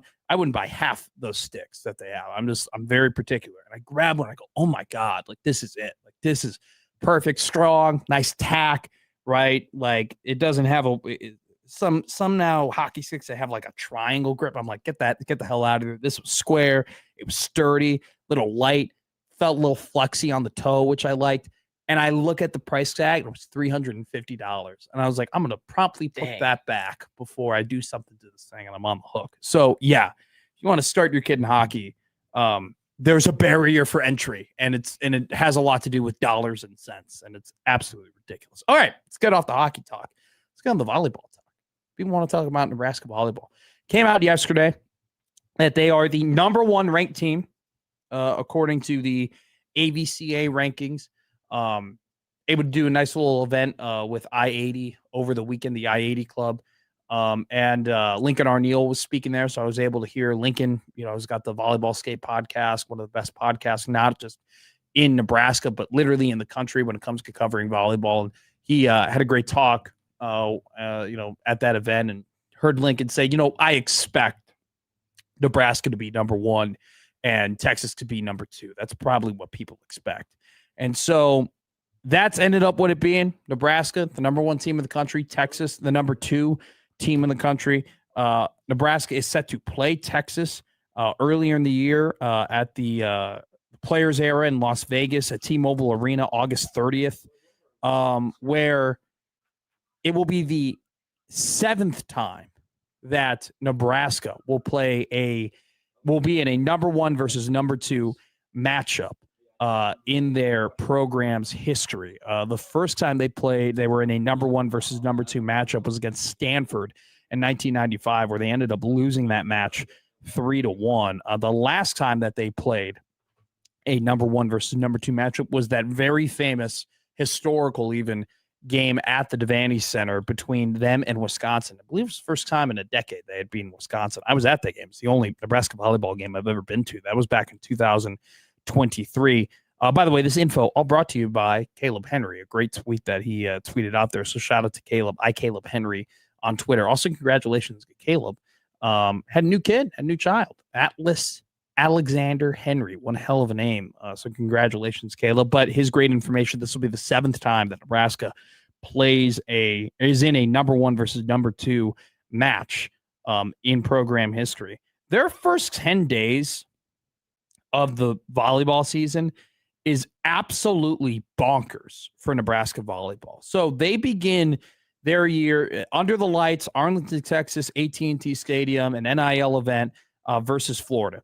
Then they go from Arlington, Texas, to then they go to Vegas to play UNLV in the Players Era Showcase. They play UNLV on the 29th. They then play Texas, the number 2 team in the country, on the 30th. They then get 2 days off on the 31st and the 1st to then go to Brookings, South Dakota on September 2nd to play South Dakota State. They get 1 day in between before then they go to Chicago to play DePaul at the Wintrust Arena, and then another day in between before September 6th versus Missouri at Wrigley Field. They won't play their first game at the Bob Devaney Sports Center until September 10th when they take on New Mexico, and then they'll also play Baylor in their own kind of, a tournament that they're holding there at the Bob. So their first, let me do quick math here, 10 days of the season, they're going to be playing in 6 matches in 4 different states: Texas, Nevada, South Dakota, and Illinois. One of those games will be in a football stadium, and another one of those games will be in a baseball field. We'll be at Wrigley Field, a national landmark. It's absolutely insane, their start to their season. And I think it just goes to show you, obviously Nebraska is a national brand. They've been a national brand for a very long time, but their national branding has gone to another level. And it really started with the Memorial Stadium game. They're having, 93,000 people there. Everyone knew, it had been building for a while. I mean, obviously all the national championships that they've won and, social media, and you saw more of people recognizing how great Nebraska volleyball was, right, over the last 10 years. It wasn't as niche of a fact anymore. People were starting to be like, no, volleyball in Nebraska. That had been a known thing, but it has skyrocketed. That national notoriety has taken, things to another level since that Memorial Stadium game. And it's really culminated to this, where they're going to play at Jerry's World. They're going to play at the T-Mobile Arena. They're going to play at Wrigley Field. They're going to be in Chicago. They are going to be the traveling volleyball circus, if you will, for the first 10 games of the season, because that's how big of a brand they are. I love talking, and it's the pro wrestling in me, right? I love talking about draws, right? I love talking about who's a draw, who's not a draw, who's someone you're interested, who's a team that's interesting. What's the draw here? Nebraska volleyball, hands down, is the biggest draw in the sport, period, end of story. And they're proving that by having to play all these different games at these different venues. And by the way, making a lot of money doing it, right? They're going to be at that spike, under the lights spikes event or spikes under the lights event, where they're going to have an opportunity to take home $400,000 in, NIL and stuff like that. This team is going to be one of the most nationally talked about and really nationally viewed volleyball programs maybe ever. They are just, in every headlining event, they are the main event. And it takes things to a completely different level. And I find this season so fascinating because you have that, right? You have that national stage. You have that national spotlight. You are the team playing in the football stadium. You're the team playing at Wrigley Field. You're the team who's being invited amongst the best to go to Vegas, to play at the T-Mobile Center, which is becoming a very notable venue in America with all of the different UFC events they hold there. And, the Vegas Golden Knights and their, ascension into one of the more recognizable franchises in sport, they are the draw. And that is a story within itself.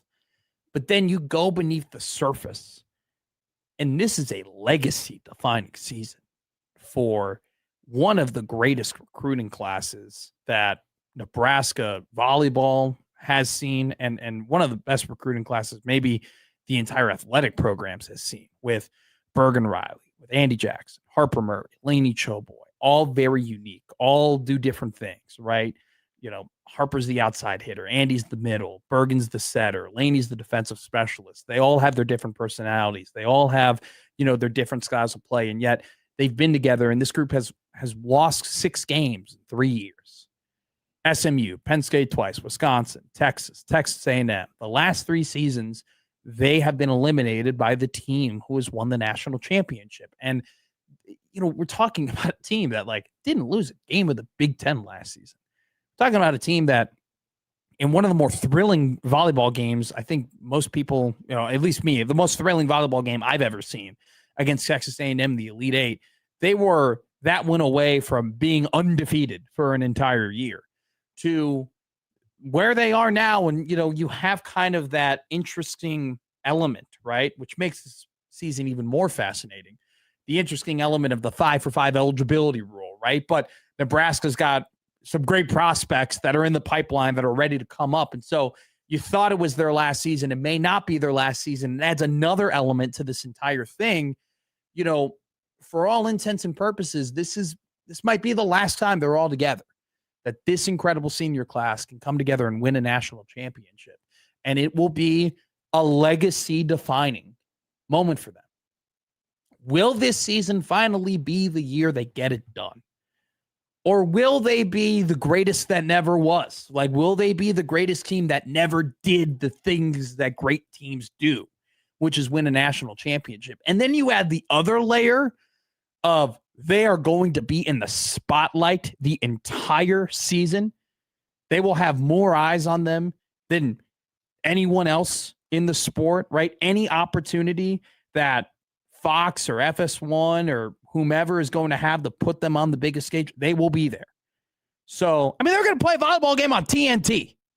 Yeah, that's a big deal, man. And so this season, to me, it's more than just, hey, can they finally win a national championship? There's so much more than that. And if I'm being frank, it's great for Nebraska volleyball to have those storylines, for people to be invested in that, for people to want to give their time and attention, eyeballs and money to see if they finally can accomplish the thing we all know or felt that they would eventually accomplish.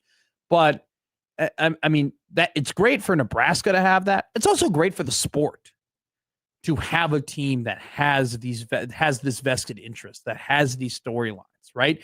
This is how you build your sport. You have a benchmark team, you have benchmark seasons, you have benchmark storylines, you have things that bring you in, right? And Nebraska volleyball is being given the opportunity to bring more people into the sport. And I think it's a testament to the work, the foundation that was set by Terry Pettit, to what John Cook turned this volleyball program into, and what Danny Buscom-Kelly has continued to do in terms of the winning. Dan Buscom-Kelly, in her first season as the Nebraska volleyball head coach, went undefeated in the Big Ten. Insane. Absolutely remarkable. It's just this season, I think it just brings so many interesting storylines and added elements. The 5th-year eligibility. Will they all come back next year? Will some of them have to go? They're going to be in Vegas. They're going to be in Dallas. They're going to be that's a tough, man. It's a tough slate. I don't want to make, historical proclamations. But I can't imagine there have been too many volleyball teams that are going to play on as many stages in so short time than Nebraska volleyball. That's a ton of travel to do for, just any team. Dallas to Vegas to South Dakota, which, by the way, what an interesting contrast going from Vegas to South Dakota is absolutely insane. And then eventually going to Chicago and playing 2 games there. So I'm fascinated by the season. I can't wait to keep up with it and see what happens with Nebraska volleyball. By the way, to add, Creighton women's volleyball, number 13 team in the country. They're going to be playing a very tough non-con as well. We'll talk about them throughout the year as well. I'll just say this, for quite a while, the team that took Nebraska to the limit more than anyone else was the Creighton volleyball team. And I was at that game at the CHI Health Center, and that was a absolute battle. And Nebraska ended up winning it. But that head coach Brian Rosen has that at the top of his mind, and his team, they want to finish the job this year. And it'd be quite incredible if they were able to. All right, let's hit a break here as we start to wrap up Middays with Matt here on a Tuesday on the 1620 Zone Radio Network.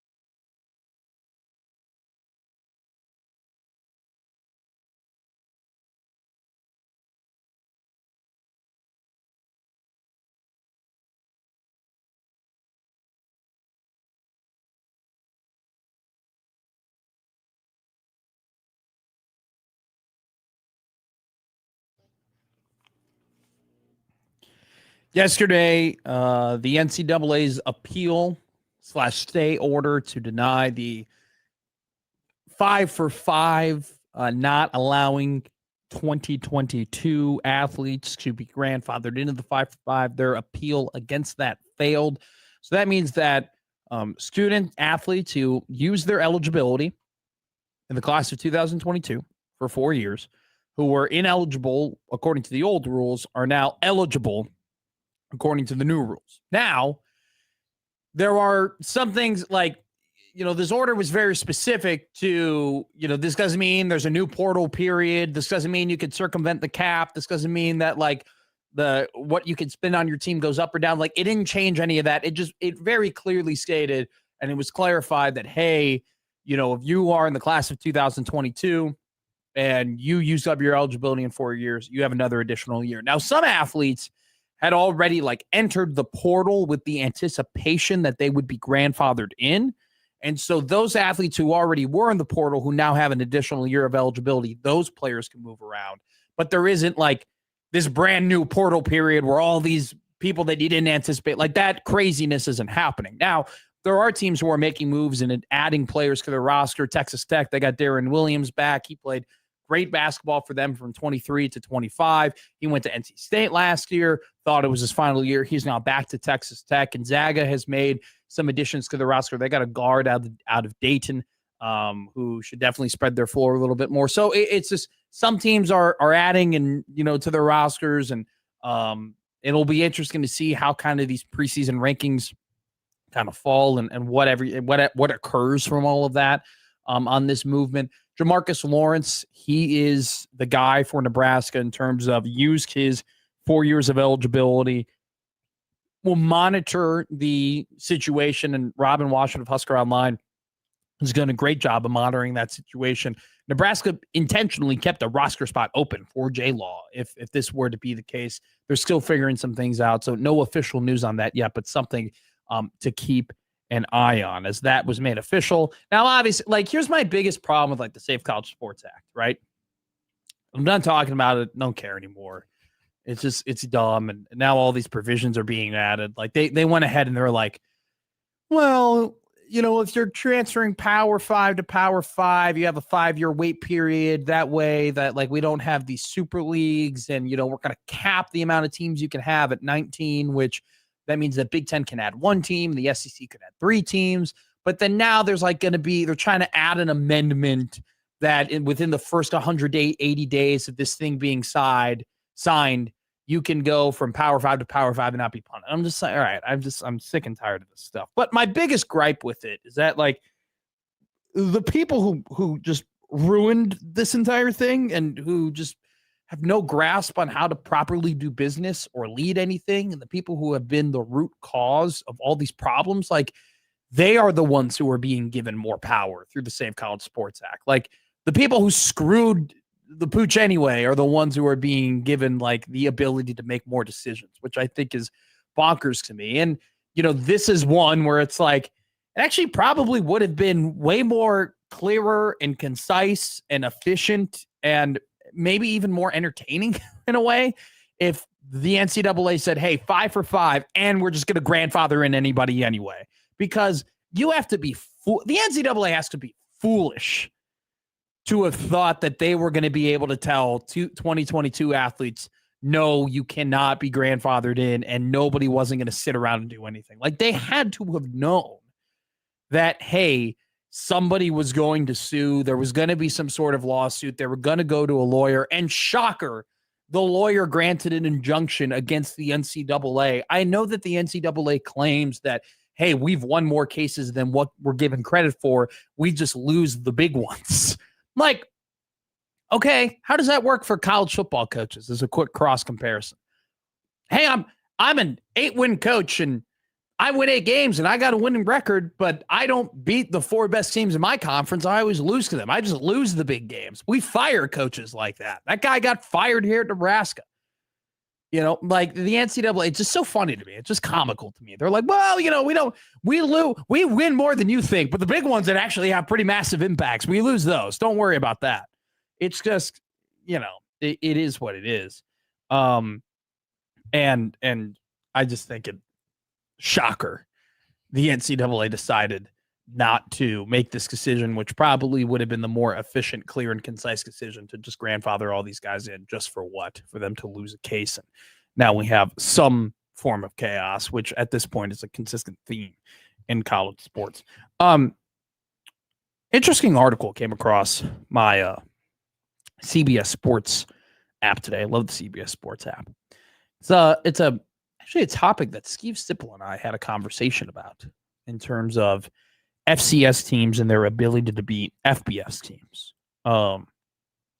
And you know, the rooted argument is essentially, look, FCS teams, their best players now, if they're an all-conference team or they're player of the year in the FCS or whatever it might be, in the past, those guys would continue to be on FCS teams. And you had some FCS teams and also like, you know, lower, very like group of five, like very, very, very low level, right? FBS teams, like their best players, they would, you know, stay with the team, right? And they would develop with the team. You have an older team, and sometimes you'd have those big upsets, right? You would have lower FBS teams like Appalachian State go ahead and defeat Michigan. You would have, you know, South Dakota State or North Dakota State or whomever it might be, you know, defeat a Power 5 program. That'd be a massive upset.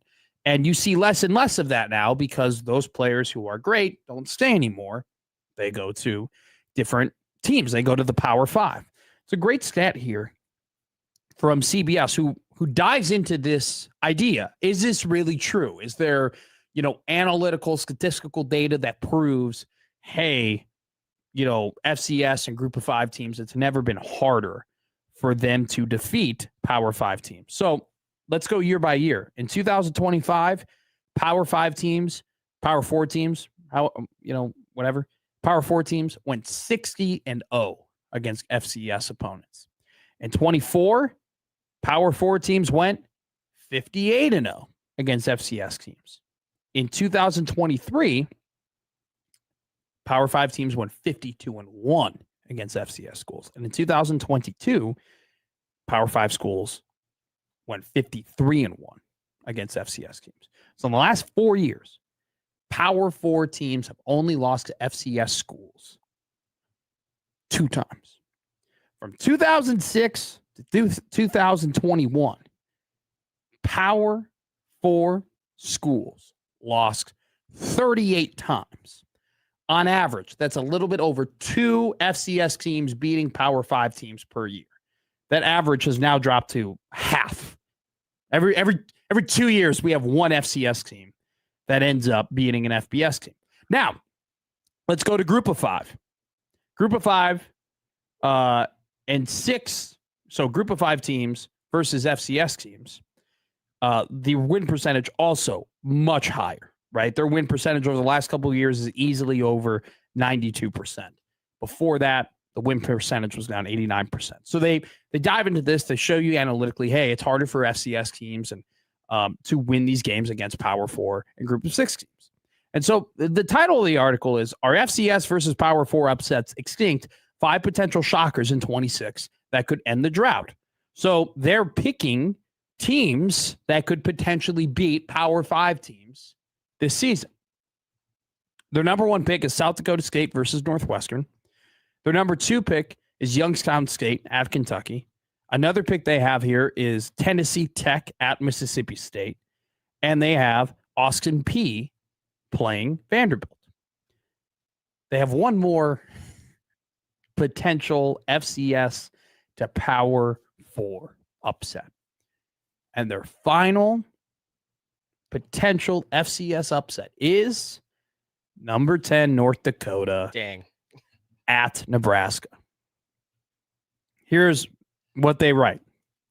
Husker fans won't need much reminding of the last time North Dakota came to Lincoln in 2022. The Fighting Hawks had Nebraska in a battle for 3 quarters before the Big Red escaped with a 38-17 win. And just 8 days later, Scott Frost was fired. The program is in a much different place under Matt Rule, and Nebraska still hasn't lost a game to an FCS opponent. But North Dakota has the pieces to make this a problem if it isn't careful. dual threat quarterback Jerry Kaminsky and All-American edge rusher Lance Rucker, an Omaha native, are back for a 25 team that nearly pulled off an upset at Kansas State last season. They were just 42 seconds away from leaving Manhattan with a win. Might I add, Jerry Kaminsky was the quarterback who went to the Manning Passing Academy and tore it all up and looked absolutely insane. And so, very interesting to mention that North Dakota, according to CBS, could be a team that Nebraska loses to in their first 3 games of the season. If that were to happen, dare I say it would be more embarrassing than Georgia Southern let me add a couple of reasons. You're not playing a power team in the non-con slate. People give you a lot of crap for that. Now, granted, North Dakota wasn't the game that you replaced with Tennessee. Bowling Green was the game that you replaced with Tennessee. So that's a little bit different. They replaced Tennessee with North Dakota, it would be a different story. But still, there's been a ton of conversation about why don't you play a power team in the non-con. There's been shots taken at Nebraska and Matt Rule for not playing a power team in the non-con. You also would have Cole Swindell having to perform after this game if it were to be a loss. Additionally, you're coming off of an offseason where we've deemed it the bad vibes offseason, where a lot of people are way more skeptical of you now and your team and your coaching and your ability to win football games than they ever have been. Where if they were to lose to North Dakota, I can't imagine what the reaction would be. I can't imagine what the attitude around the program would be. It has not crossed my mind of just how much of a just how much of a catastrophe it would be if they were to lose that game to an FCS opponent. If they were the first team in 3 years to lose to an FCS opponent as an FBS team. That'd be crazy. That'd be crazy. That'd be insane. Kenneth goes, it would be bad if they dropped any of the first 3 games. I'd say, though, because they have the concert after this one, this is by far the worst one. I'd feel, you know what? If Nebraska were to lose to North Dakota, the person I would feel the worst for, probably worse than any Nebraska fan and worse than any of the people who have to deal with the outcry that would come if they lost that game, the person I would feel the worst for is Cole Swindell. That poor schmuck. He's told, hey, Memorial Stadium, hey, 80,000 person, venue, the biggest venue you've probably played in your entire career. It's going to be packed. We've told people, wait for you. We're going to bring them down to the pits. It's going to be a great performance. Everyone's going to be ecstatic because they're coming off of a football win and they would love to do nothing more than celebrate that win with you. And then they lose that game and that poor feller would have to perform in front of 10,000 people. It'd be tough. Vince goes hot seat if they lose the North Dakota game. I mean, yeah, absolutely. That'd be terrible. It'd be awful. Now, here's the thing. Do I think that Nebraska is going to lose to North Dakota? No, I do not. I do not think that'll happen. I don't think that this is something that you're going to have to worry about.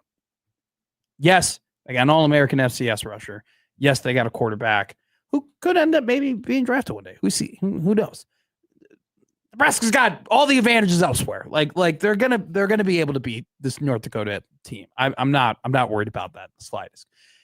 I do wonder if CBS probably playing the click game too. They know that Nebraska fans are going to click on that thing and comment on that thing and retweet that thing and blow that thing up. So it's probably one of those. But I do enjoy making the jokes of like, man, if that were to happen, that'd be a fun little USC poll question. What would be the more embarrassing loss? North Dakota, week 2, with a Cole Swindell concert to follow, or Georgia Southern against Scott Frost? It's probably Georgia Southern because it was finally the straw that broke the camel's back that got Frost fired. That's probably your answer. But, man, it would be tough. Be very, very tough. All right, let's go ahead and take a break. What to watch and Dog of the Day coming up next.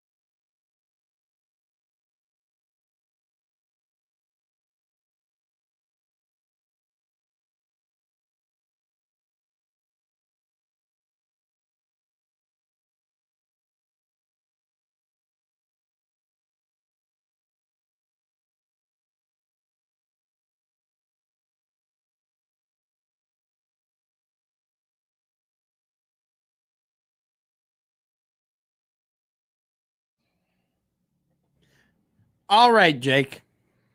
What are we watching tonight? So right after we were done here at 2 p.m. on ESPN, you can catch Alabama take on Tennessee in the Little League World Series. In pro baseball, you can catch Mariners versus Yankees on TBS, and every other game is going to be on MLB TV. In the WNBA, you can see Liberty at Fever on ESPN, and I know you love soccer, Matt. I do. The League Cup in the MLS is going on, and Cincinnati versus Atlas is on FS1 at 7 p.m. Hit it. All right, folks, let's talk right now. I'm going to kill your bookmaker. I'm going to rip his throat out. I will blow this man out. I will step on his throat until the man chokes. Let me tell you how. Dog. Winners. Dog. Winners. Dog. Winners. Dog. Winners. Dog. Winners. I'm on a roll. Dude, you got to love dogs, right? Jeff Passan had a scathing article today. Or that actually was an article. It was a video where he just basically trashed the New York Mets and Seattle Mariners and talked about how disappointing of a season it is for those two teams. It's a Tuesday, which means that I will be betting our dog of the day will be a tank. It's a Tank Tuesday here on Middays with Matt. Ben Rice, he got 32 homers on the season. He's taking on one of those aforementioned teams in the Seattle Mariners and Brian Wu. So I will take Ben Rice to hit a home run plus 317 tonight as the Yankees take on the Mariners at Yankee Stadium at 6 o'clock Central Standard Time. Alrighty, that's been Middays with Matt. Fun show with you guys today. Football, volleyball, all the things. Talked a lot about NFL training camp as well. So don't forget to go back to the radio replay if you missed any of those great conversations. For Matt McMaster, Jake Janicek, thank you so much for joining us. USC and the crossover coming up next here on the 1620 Zone Radio Network.